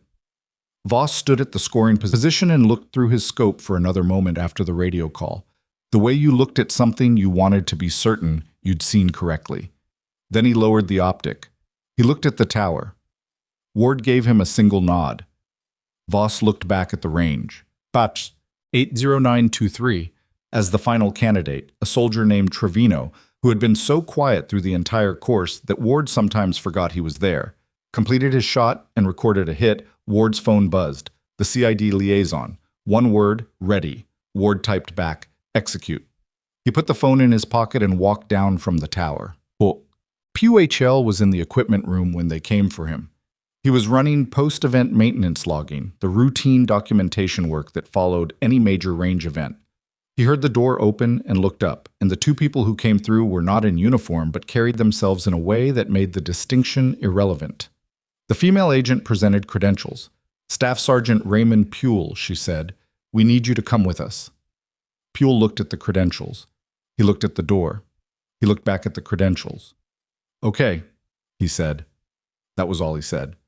He set his pen down, pushed back the stool, and walked out between them, and the door to the equipment room closed behind them with a sound that was very ordinary for something that mattered quite a lot. Ward found Sterling on the range. She hadn't gone back to the barracks with the other candidates after the event concluded. She'd stayed at the firing point, breaking down the M24 with the same methodical care she always used, and she was still there when Ward walked across the range alone. She heard him coming and didn't look up until he was 10 feet away. Then she did. She came to attention. "At ease," he said. "Sit down." She looked at him for a moment, then sat on the range barrier. He sat beside her, which was not a thing that two-star generals typically did with junior officers on a firing range, but he was past caring about that particular convention. "You hit the shot," he said. "Yes, sir." "You want to tell me about the paint mark?" She was quiet for a moment. "It's a personal protocol, sir. I've been doing it since—" She stopped. "For a long time." "Since the blacked-out years," he said. She looked at him. Not surprised exactly. More like someone who had been expecting a door to open and was watching it do so. "You pulled my file," she said. "I pulled what existed of your file," he said, "which was not much. 2 years of nothing, some classification codes I've only seen on 3 other files in my entire career, and 1 line at the bottom of the last visible page." He looked at the ridgeline. "Highest confirmed accuracy rating in ARSOF active inventory." She didn't respond. "You want to tell me what the blacked-out years were?" he said. "No, sir," she said. Then, after a pause, "It's not that I don't want to. It's that I'm not cleared to. And neither are you." Ward absorbed that. The fact that she'd said it directly, without apology and without softening, was in itself an answer of sorts. She wasn't hiding behind the classification. She was stating a fact. "Someone sent you here," he said. "Someone who had the authority to put you in this cycle." "Yes, sir." "And someone tried to make sure you didn't finish it." "The calibration issue," she said. It wasn't a question. "We have the financial trail. A man named Harlan Cross, formerly Army Acquisitions, working on behalf of a defense technology company called Viridian Tactical Systems. They wanted this sniper program to produce documented failures that could support their automated targeting contract proposal." He watched her face. "Puel was the inside contact. He made the adjustment to your weapon the afternoon before the event." She was quiet. "You knew," he said. Not an accusation, just finishing the sentence. "I suspected," she said. "I didn't know. There's a difference." "You protected the process," he said. "You came to Voss with the paint mark instead of a name. That kept the channel clean. If you'd made an accusation, Puel's lawyer makes it about your credibility, and the evidence gets complicated." "I know," she said. "You've done this before," he said. "Protected a process. Worked inside a situation without disrupting the surface." She looked at the ridgeline. "Some situations require it," she said. Ward nodded slowly. "The person who sent you here," he said. "The voice I spoke to 11 days ago. They said someone tried to make sure you never came back to a facility like this. Can you tell me who that someone was?" She turned and looked at him directly. "Harlan Cross," she said. Ward went still. "Before Viridian," she said. "When he was still in acquisitions. He had access to my records during a review process for special operations procurement. He saw performance data that he felt contradicted the case he was trying to build for automated systems even then." She paused. "The records got buried about 3 months after that review. Not all of them, just the ones that mattered." "He buried your file," Ward said. "Someone buried it," she said carefully. "I can tell you the timeline. I can't prove the specific action. CID can." "Yes, sir." Ward sat with that for a moment. "So someone who knew what Cross had done," he said slowly, "someone who wanted to reestablish your record on paper, sent you here knowing that Cross would likely find out and try to stop it." She was quiet. "They used you as a trigger," he said, "to draw Cross into an action that would expose him." "I didn't know that was the plan when I arrived," she said. "I was told I needed a formal requalification. I was told to complete the course. That was the extent of my briefing." "But you figured out the rest." She looked at her hands for a moment. "I started putting it together around day 9. The schedule change moving the Phantom shot forward. That wasn't a range availability conflict. That was someone accelerating the timeline to reduce Cross's window to act. When he acted anyway, inside the reduced window, it meant he was either confident or desperate." She paused. "Desperate people make traceable mistakes." Ward looked at her profile. She was staring at the range, and there was something in her expression that was hard to characterize. Not satisfaction, not relief. Something more complicated. The look of someone who had been positioned as a piece in someone else's operation and had performed as intended and wasn't entirely sure how to feel about that. "You're angry," he said. She took a breath. "I came here to complete a qualification," she said. "I didn't come here to be bait." "No," Ward said. "You didn't. And whoever planned this should have told you what you were walking into." "Yes, sir." Flat, controlled. "I intend to say that to them directly," he said. She looked at him. Something shifted in her expression. A fractional adjustment, the way a person looked when they registered that they were being told something they hadn't expected. "Thank you, sir," she said. Ward stood. "Your qualification is on record as of 0920 this morning," he said. "The certification will be formally processed through normal channels. Your file will have a current entry attached to it, a legitimate documented performance record that is considerably harder to bury than what was there before." He looked down at her. "That was the point of this exercise, Lieutenant, whether you knew all of it or not." She nodded. "Sir," she said. "Puel." Ward paused. "He's in CID custody," he said. "The financial evidence is solid. The maintenance log discrepancy is documented in my handwriting and Voss's. His service record and the circumstances of his debt will be part of the case." He looked at her steadily. He was in a difficult position, and he made a bad choice. The law doesn't grade choices on the difficulty of the position, but you should know that the case against Cross is significantly larger than Puel. Puel is a thread. Cross is what's on the other end of it. She nodded again. Ward walked back toward the facility. Voss found her 20 minutes later, still on the range. He sat down where Ward had sat, which was apparently the spot on the range barrier designated for people who needed to talk to her today. "General tell you about Puel?" he said. "Yes, sir. CID's got him an interview right now." He looked at the range.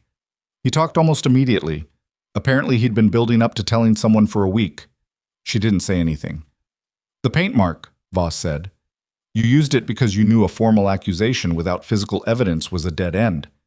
"I used it because it was true," she said, "and because it was something I could prove." "There's a version of this," Voss said, "where you don't say anything, where you show up tomorrow morning and the zero's wrong and you miss the shot and the event goes on your record as a fail and nobody ever knows why." "I know," she said. "Why didn't you?" She looked at him. "Because I didn't come here to miss," she said. Voss was quiet for a moment. "I owe you something," he said. "No, sir."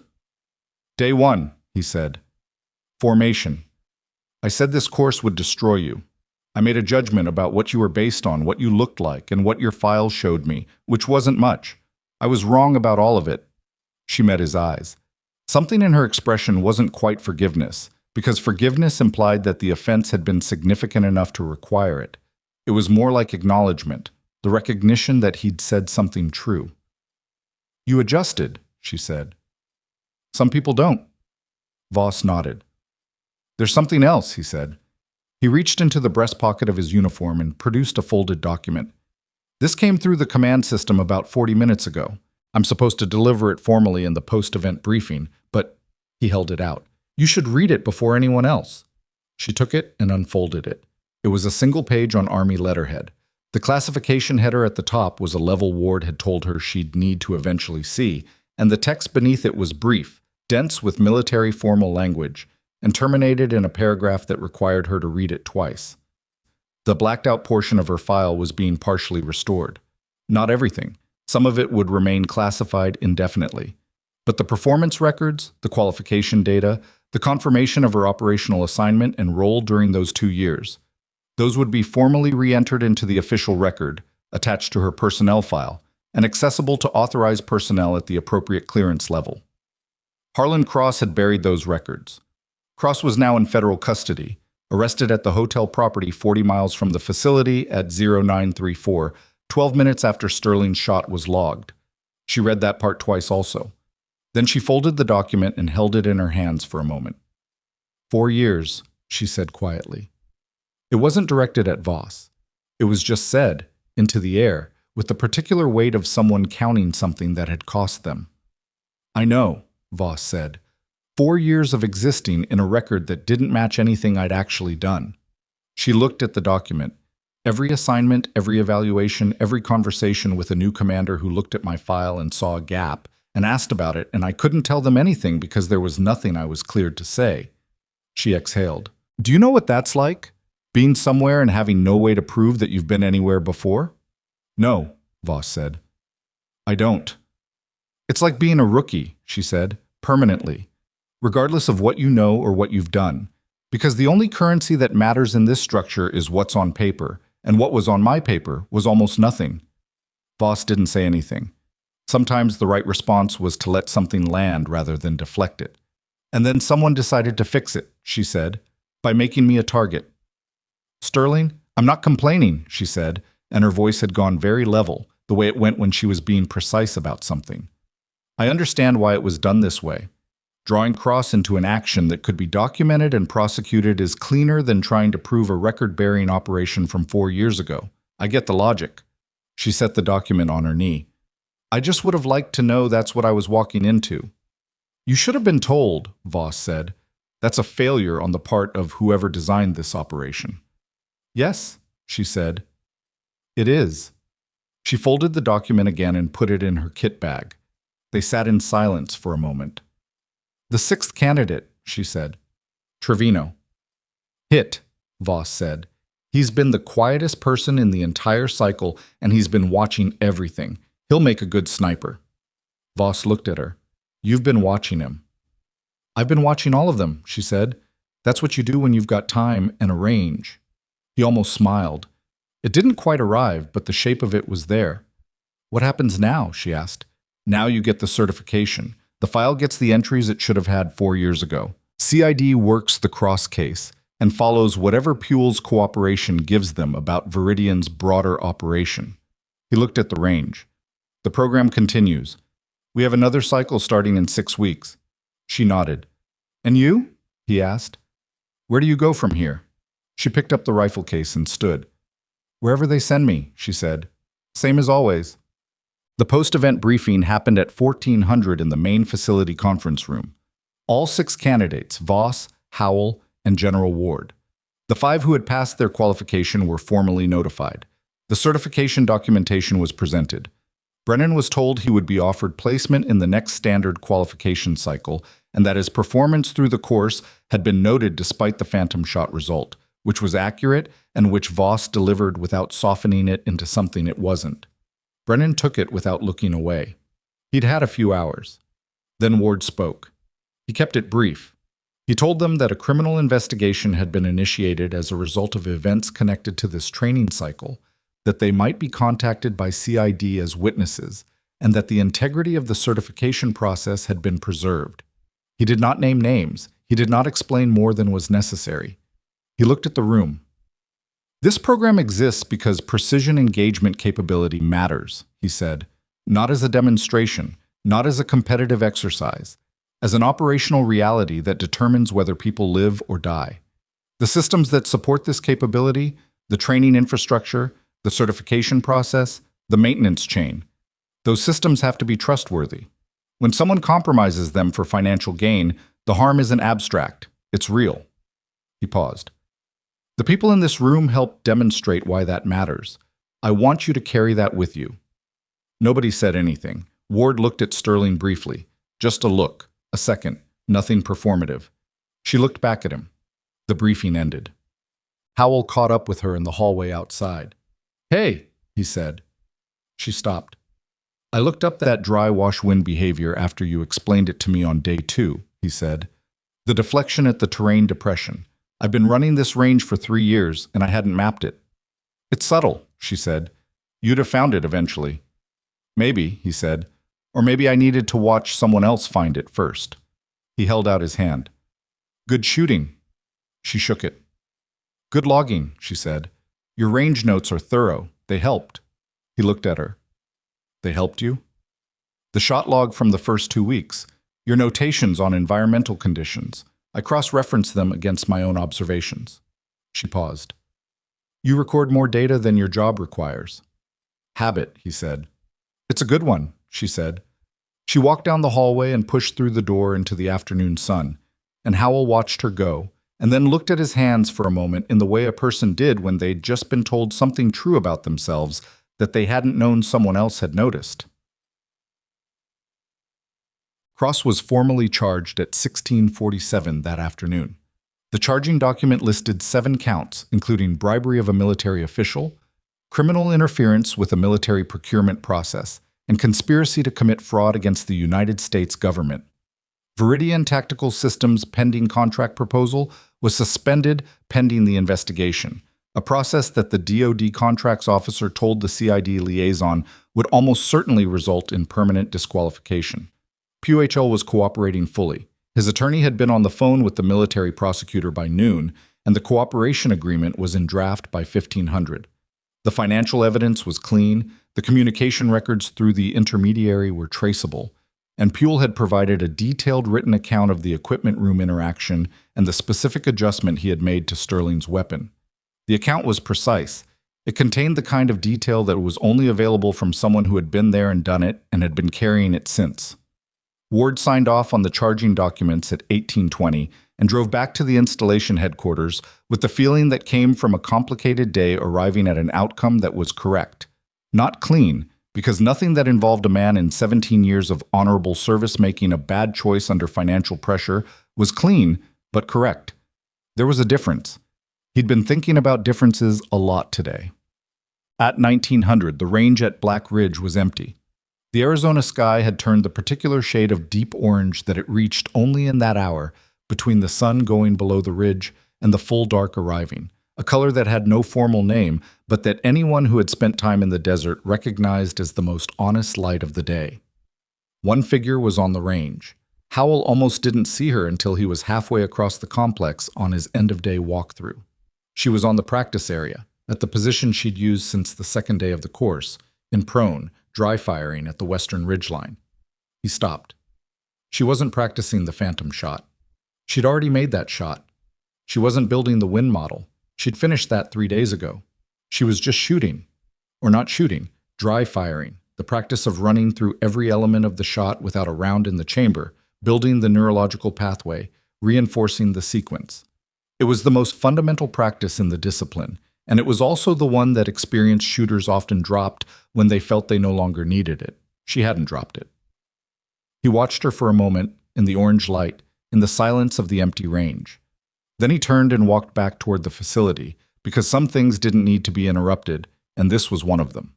Behind him, 1,200 meters away on the western ridgeline, the partial shape of a steel silhouette caught the last of the light and held it for a moment before the dark came and took it. The dark came fully to Black Ridge at 1934. The range lights on the perimeter fence clicked on automatically, throwing pale yellow pools across the gravel that didn't reach far enough to matter. The western ridgeline disappeared into the kind of darkness that only existed this far from a city. Absolute, with no ambient glow to soften it, nothing between the eye and the stars except 100 miles of desert air. She stayed until she couldn't see the ridgeline anymore. Then she broke down the M24, packed it into the case, and walked back to the barracks in the dark without a flashlight. She knew the ground well enough by now. She'd been walking it for 17 days. The barracks corridor was lit and quiet. Most of the other candidates were either in the common room or already in their racks. She could hear Delacroix and Martinez talking somewhere behind a closed door. The loose, low conversation of people who had been under pressure together and were now letting it decompress. The particular sound of soldiers after something hard was finished. She showered, changed, sat on the edge of her rack with the kit bag on her knee and her hands flat on the top of it. She sat there for a while, not thinking about the shot, not thinking about Cross or Poole or the document folded in the side pocket of the bag, just sitting with the particular kind of tired that wasn't physical, the tired that came from being inside something complicated for longer than you'd expected, and finally being on the other side of it, where the weight didn't disappear but shifted into something you could put down for a few hours. Her phone had 2 messages on it from a number she recognized. The first had come in at 11:02 that morning, right around the time she'd been sitting on the range barrier with Ward. It said, "Event confirmed, package delivered," which was the language they'd agreed on, meaning the certification was logged, meaning the operation had produced what it was supposed to produce. The second message had come in at 19:23, 9 minutes before the range lights clicked on. It said, "I should have told you everything before you went in. I'm sorry." She read both messages twice. Then she set the phone face down on the rack and looked at the ceiling. The apology was real. She knew the person who sent it well enough to know it wasn't a deflection or a maneuver. It was just a person who had made a calculated decision that turned out to cost someone else more than they'd accounted for, and who knew it, and was saying so. She picked the phone back up. "I know," she typed. She started to send it, then stopped. She added 2 more words. "We're good." She sent it and put the phone away. The next morning was the last formal day of the cycle. Checkout procedures, equipment returns, documentation sign-offs.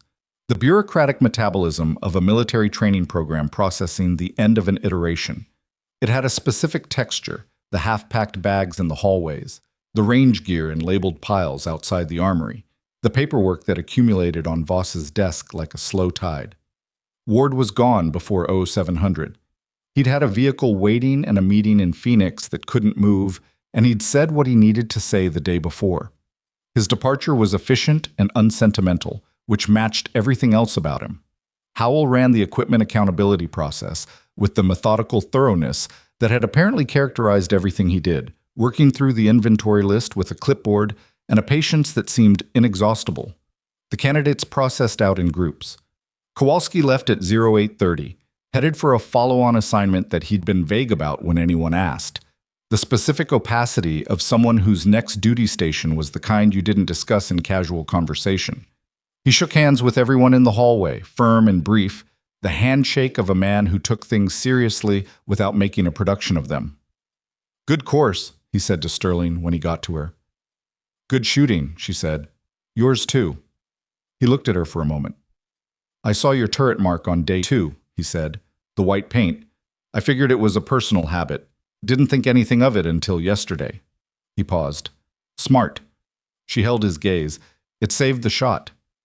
"It saved more than the shot," he said. He picked up his bag and walked out. Martinez left with Delacroix at low 915. Martinez hugged her, which was unexpected and lasted about 2 seconds, and she accepted it without stiffening because he was a person who meant it, and you couldn't fault someone for meaning something. Delacroix gave her the same nod he'd given the range when his shot registered. A single, sufficient acknowledgement from a man who communicated in the minimum necessary gesture. Trevino, who had said approximately 40 words to anyone across the entire cycle, found her near the armory and stood beside her for a moment without speaking. Then he said, "The dry wash deflection. You figured that out on your own?" "Yes," she said. "I've been trying to map it for 2 days," he said. "I kept getting inconsistent numbers." "You're measuring at the wrong distance," she said. "The deflection initiates at 820, not 800. The depression in the terrain is bigger than it looks from the firing line. The actual breakpoint is about 20 meters further than the road crossing." He absorbed that. 820. 820, she confirmed. He nodded once. Then he picked up his bag and walked toward the transport. Brennan was last. He found her outside the barracks, loading her own bag into the vehicle that would take her to the airport. He stood a few feet away, hands in his pockets, and waited until she looked up. "I want to say something," he said. "Okay." "What I said on day 15, about the extra practice. The implication that you needed it more than the rest of us." He stopped. His jaw worked for a moment. "That was about me, not you. I was doing the thing where you make someone else small so you feel bigger, and I knew it while I was doing it, and I did it anyway." She looked at him. "I know," she said. "And the offer stands." The kneeling transition. He looked at the ground for a moment. "I missed the shot." "Yes. I knew I was going to pull the trigger too early, and I did it anyway. I couldn't stop myself." He looked up. "I've never had that happen before." "It happens," she said. "It happens to people who are good enough to know what they're doing wrong, but haven't learned yet how to interrupt the pattern in the moment. That's not a talent problem. It's a specific gap in a specific skill. How do you fix it?" "Repetition under pressure," she said. "Real pressure, not simulated. Which means you go to places where things matter and you do it there, and the body eventually learns that the stakes don't change the mechanics." She closed the vehicle's rear door. "Come back for the next cycle. Volunteer for the stress inoculation scenarios. Tell Voss what happened and ask him to build an intervention point into your qualification path. Brennan was quiet. You'd tell him that, he said. Tell a training officer you choked? I'd tell him I identified a specific performance gap under extreme pressure conditions, and I want structured exposure to address it, she said, which is accurate, which is also what growth looks like when you're not pretending. He looked at her for a long moment. You offered to help me on day 15, he said, after I was an ass to you. Why? She picked up her carry bag and shouldered it. Because you had a fixable problem, she said, and I could see it. That's reason enough. She walked to the front of the vehicle. Behind her, Brennan stood in the gravel and watched her go, and whatever was happening in his face in that moment was complicated enough that it didn't resolve into a single identifiable expression. Voss found her before the vehicle left. He came around the corner of the barracks with his clipboard under his arm and stopped when he saw her standing by the transport door. He looked like a man who had prepared something to say and was now deciding how much of it to use. Walk with me for a minute, he said.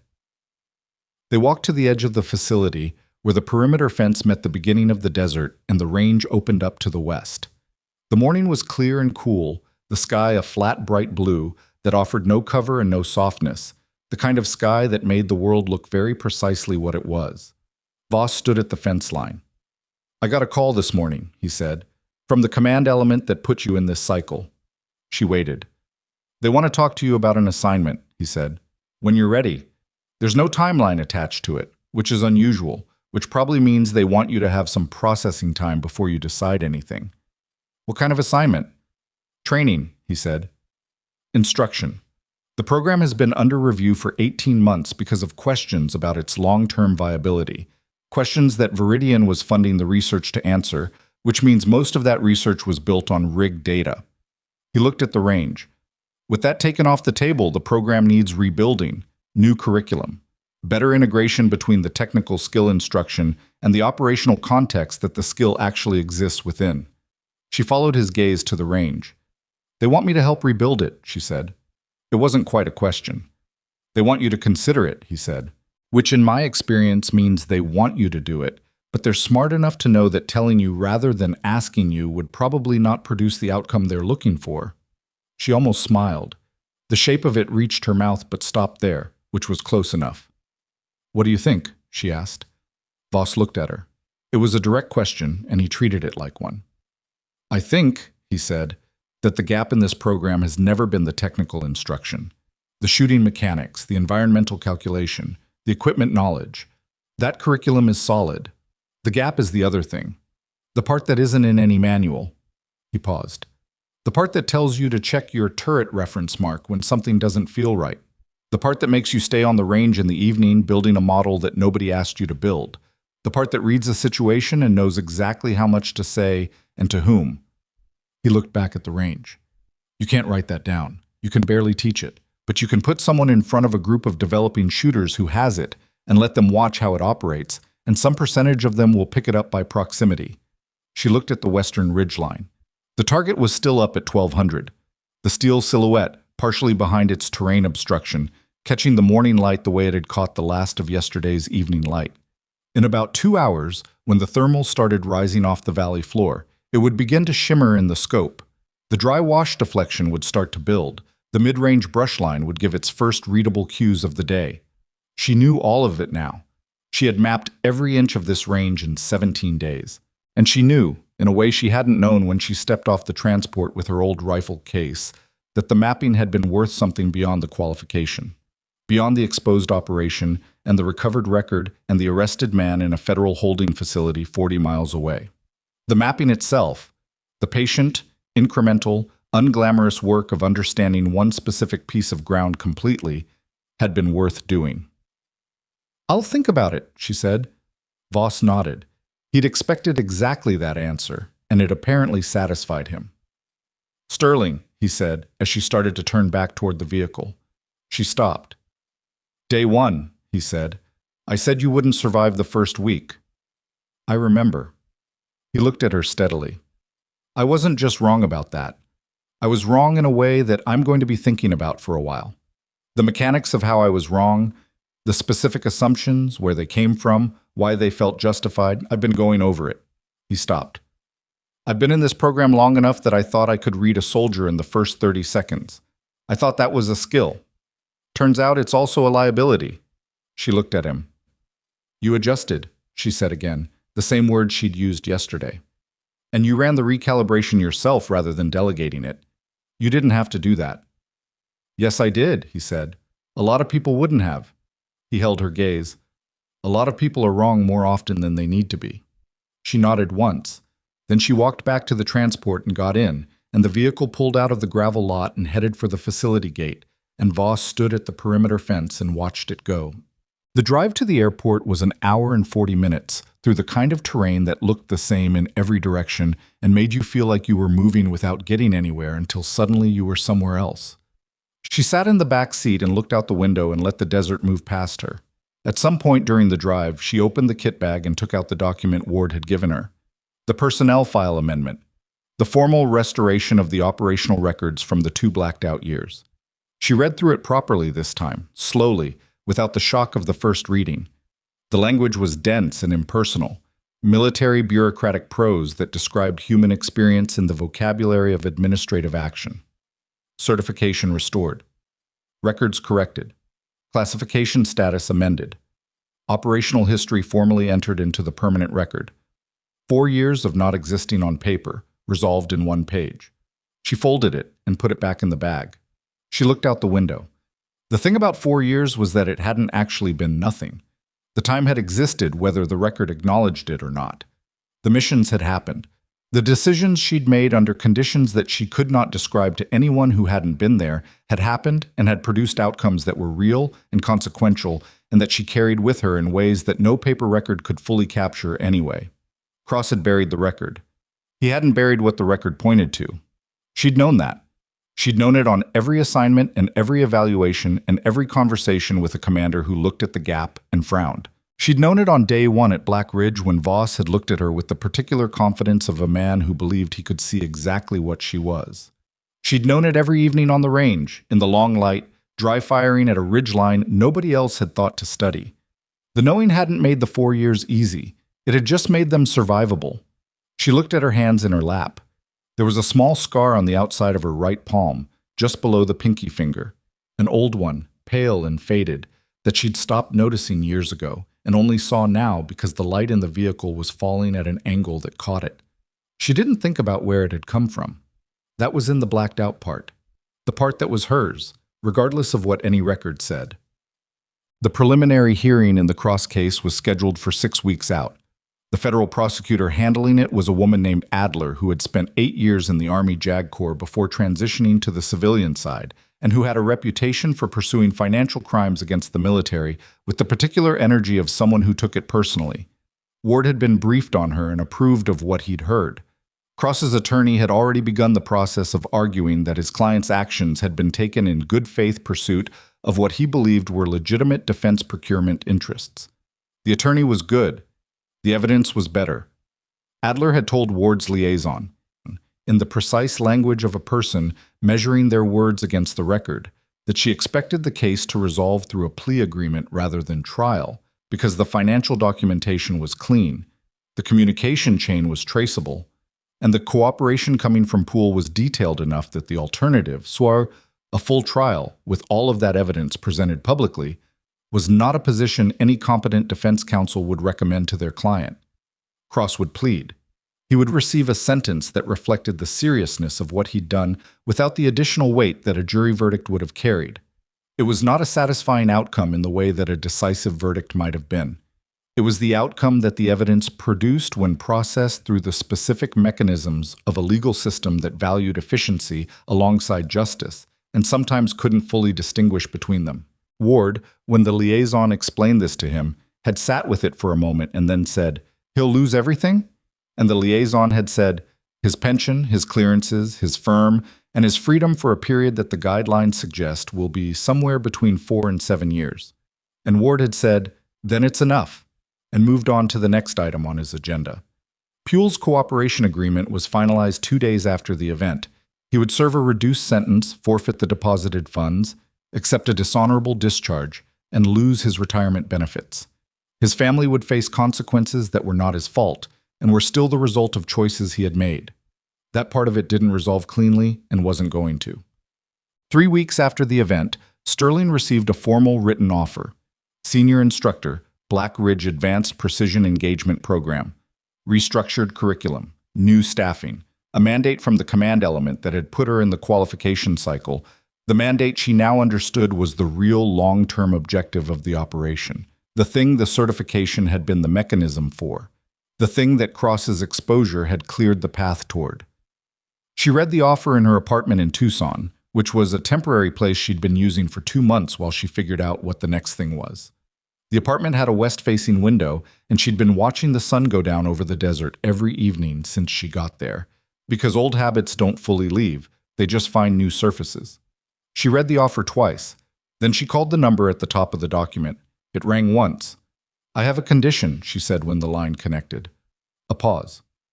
"Tell me." "The curriculum can't be built around the qualification standard," she said. "The qualification standard measures the technical floor. What this program needs to teach is everything above the floor. The judgment, the patience, the specific kind of thinking that doesn't exist in any manual because the people who have it developed it through experience, and most of them can't fully articulate what it is." She paused. "Which means the program has to give candidates enough time and enough real pressure to develop it themselves. You can't deliver it through instruction. You can only create conditions where it's possible." The voice on the other end was quiet for a moment. "That's a longer cycle," it said. "Yes," she said. "It is." "That costs more." "Yes," she said. "It does." Another pause. "Longer." "We'll make it work," the voice said. "I know you will," she said, "because the alternative is running a program that produces shooters who are technically qualified and operationally incomplete, which is what you've been doing, which is what Viridian was trying to exploit." She looked out the west-facing window. The sun was still an hour above the horizon. "I'll take the assignment." "Good," the voice said. "And I want Howell," she said. "If he'll come." A pause. "Sergeant First Class Howell?" "His range documentation is the best I've seen at any facility. He notices things. I need someone who notices things." "I'll ask him." "Ask him today," she said. "He'll say yes, but he'll want time to think about it, and giving him an early ask gives him a longer window to think." The voice was quiet for a moment. "You've been watching people for a long time," it said. "Since before anyone was watching me," she said. "That's the only reason I'm still here." She hung up. Outside the west-facing window, the desert was the color it got in that hour before the sun dropped below the skyline. The deep orange that had no name, the honest light that made everything look exactly as it was. She picked up her phone again and typed a message to Howell. "They're going to call you. Say yes." She sent it and set the phone on the windowsill. His response came in 40 seconds. "Already got the call. Was going to ask you first." Then, after a 3-second gap, "Yes." She looked at the message for a moment. Then she looked out the window at the desert, at the light that was honest and brief and didn't make promises about what came next. She reported to Black Ridge 6 weeks later. The facility was mid-transition when she arrived, the old curriculum binders being pulled from the filing system, new staffing coming in, the particular organized disruption of a program being rebuilt from the inside. Voss was still there. He'd been asked to stay on in an advisory capacity through the restructuring, which he'd accepted with the pragmatic acknowledgement of a man who understood that what he knew had value, even in a program that was moving past the limits of what he'd been teaching. He met her at the gate. "Welcome back," he said. "How's the timeline?" she asked. 3 weeks to curriculum finalization, 6 weeks to first candidate arrival. He fell into step beside her. "Howell gets here Thursday." "Good." They walked toward the main building. "Brennan applied for the next cycle," Voss said. She nodded. She'd been expecting that. "He sent a written assessment of his phantom shot failure with the application," Voss said.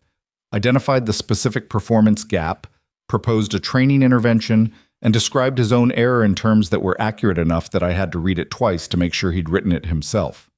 "He did," she said. "That's what he sounds like when he's not performing."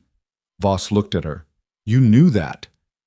"I had 17 days to watch him," she said. "Same as everyone else." They stopped outside the main building. The range was visible past the facility edge, the valley open and clear in the morning light. The western ridgeline was sharp against the sky, the 1,200-meter distance rendered as a visual fact rather than an abstraction.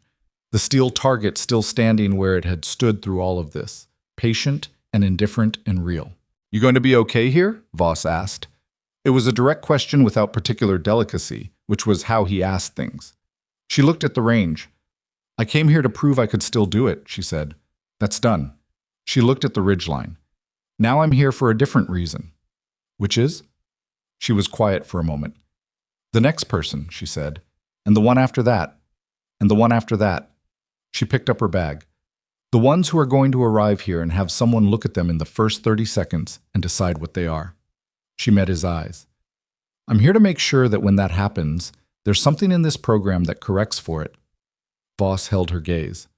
"That's a hard thing to build into a curriculum," he said. "I know," she said. "I'm going to build it anyway." She walked through the door. The first class of the rebuilt program began on a Tuesday in March. 12 candidates. The largest cohort Black Ridge had run. The new cycle was 28 days instead of 17, with an extended environmental integration component that had no precedent in the existing curriculum, and that Sterling had written almost entirely from memory. From the accumulated knowledge of conditions she'd operated in, ranges she'd mapped, problems she'd solved in places she still couldn't name.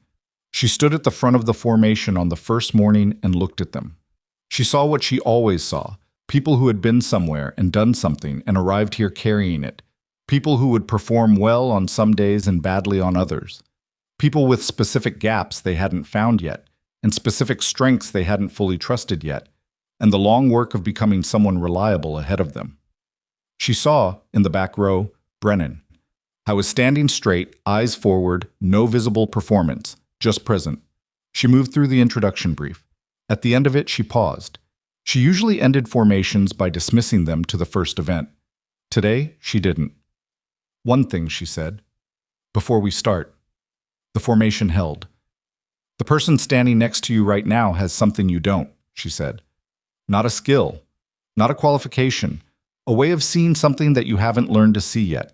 You are going to be tempted to rank yourselves against each other from day one and maintain that ranking until the end. I'm asking you not to do that." She looked at the formation. "I'm asking you to watch each other instead. Ask each other questions. Offer what you've figured out without waiting for someone to earn the right to hear it." She paused. "Not because this program is built on cooperation rather than individual performance. It isn't your shot is yours, your qualification is yours. But because the best operators I have ever seen were people who understood that what they knew was never entirely their own. Someone taught them, or showed them, or simply existed in proximity long enough that something transferred. That's how this discipline actually propagates, not through manuals, through people." The formation was quiet. "Dismiss to the range," she said. They moved. She watched them go. The particular motion of people starting something, carrying whatever they'd brought with them and whatever they were about to become, moving toward a range that didn't care who they were and would show them exactly what they were made of given sufficient time and honest conditions. Howell appeared beside her. "Good brief," he said. "It was adequate," she said. "I talk too much when I'm nervous." He looked at her. "You were nervous?" "First class," she said. "Of course I was nervous." He watched the candidates move toward the range. "Brennan's going to have a good cycle." "He's going to struggle in the middle," she said. "Then he's going to come through it." "You know that?" "I recognize the type," she said. "They have to fall before they can build the thing that doesn't fall." Howell was quiet for a moment. "What about the paint mark protocol?" he said. "You putting that in the curriculum?" She picked up her own kit bag. "It's already in the curriculum," she said. "Week 1, day 2. She walked toward the range, and the morning light came over the eastern ridge clean and direct, the kind of light that didn't offer any shelter and didn't pretend to, and she walked through it with her kit bag on her shoulder and her old rifle case in her left hand, the same case she'd stepped off the transport with 17 days ago, 43 days ago now, the case that had looked out of place among the bigger weapons carried by the operators around her. It still looked the same. She was not the same.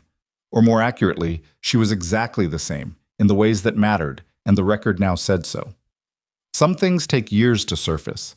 Some capabilities spend time buried in silence while the world above moves on. Assuming absence means nothing is there. But absence is not the same as emptiness, and silence is not the same as surrender. The person who keeps working in the dark, who marks their reference point and checks it every morning and builds the model that nobody asked for, that person doesn't disappear. They wait. And when the moment comes, the work is already done. What you do when nobody is watching is the only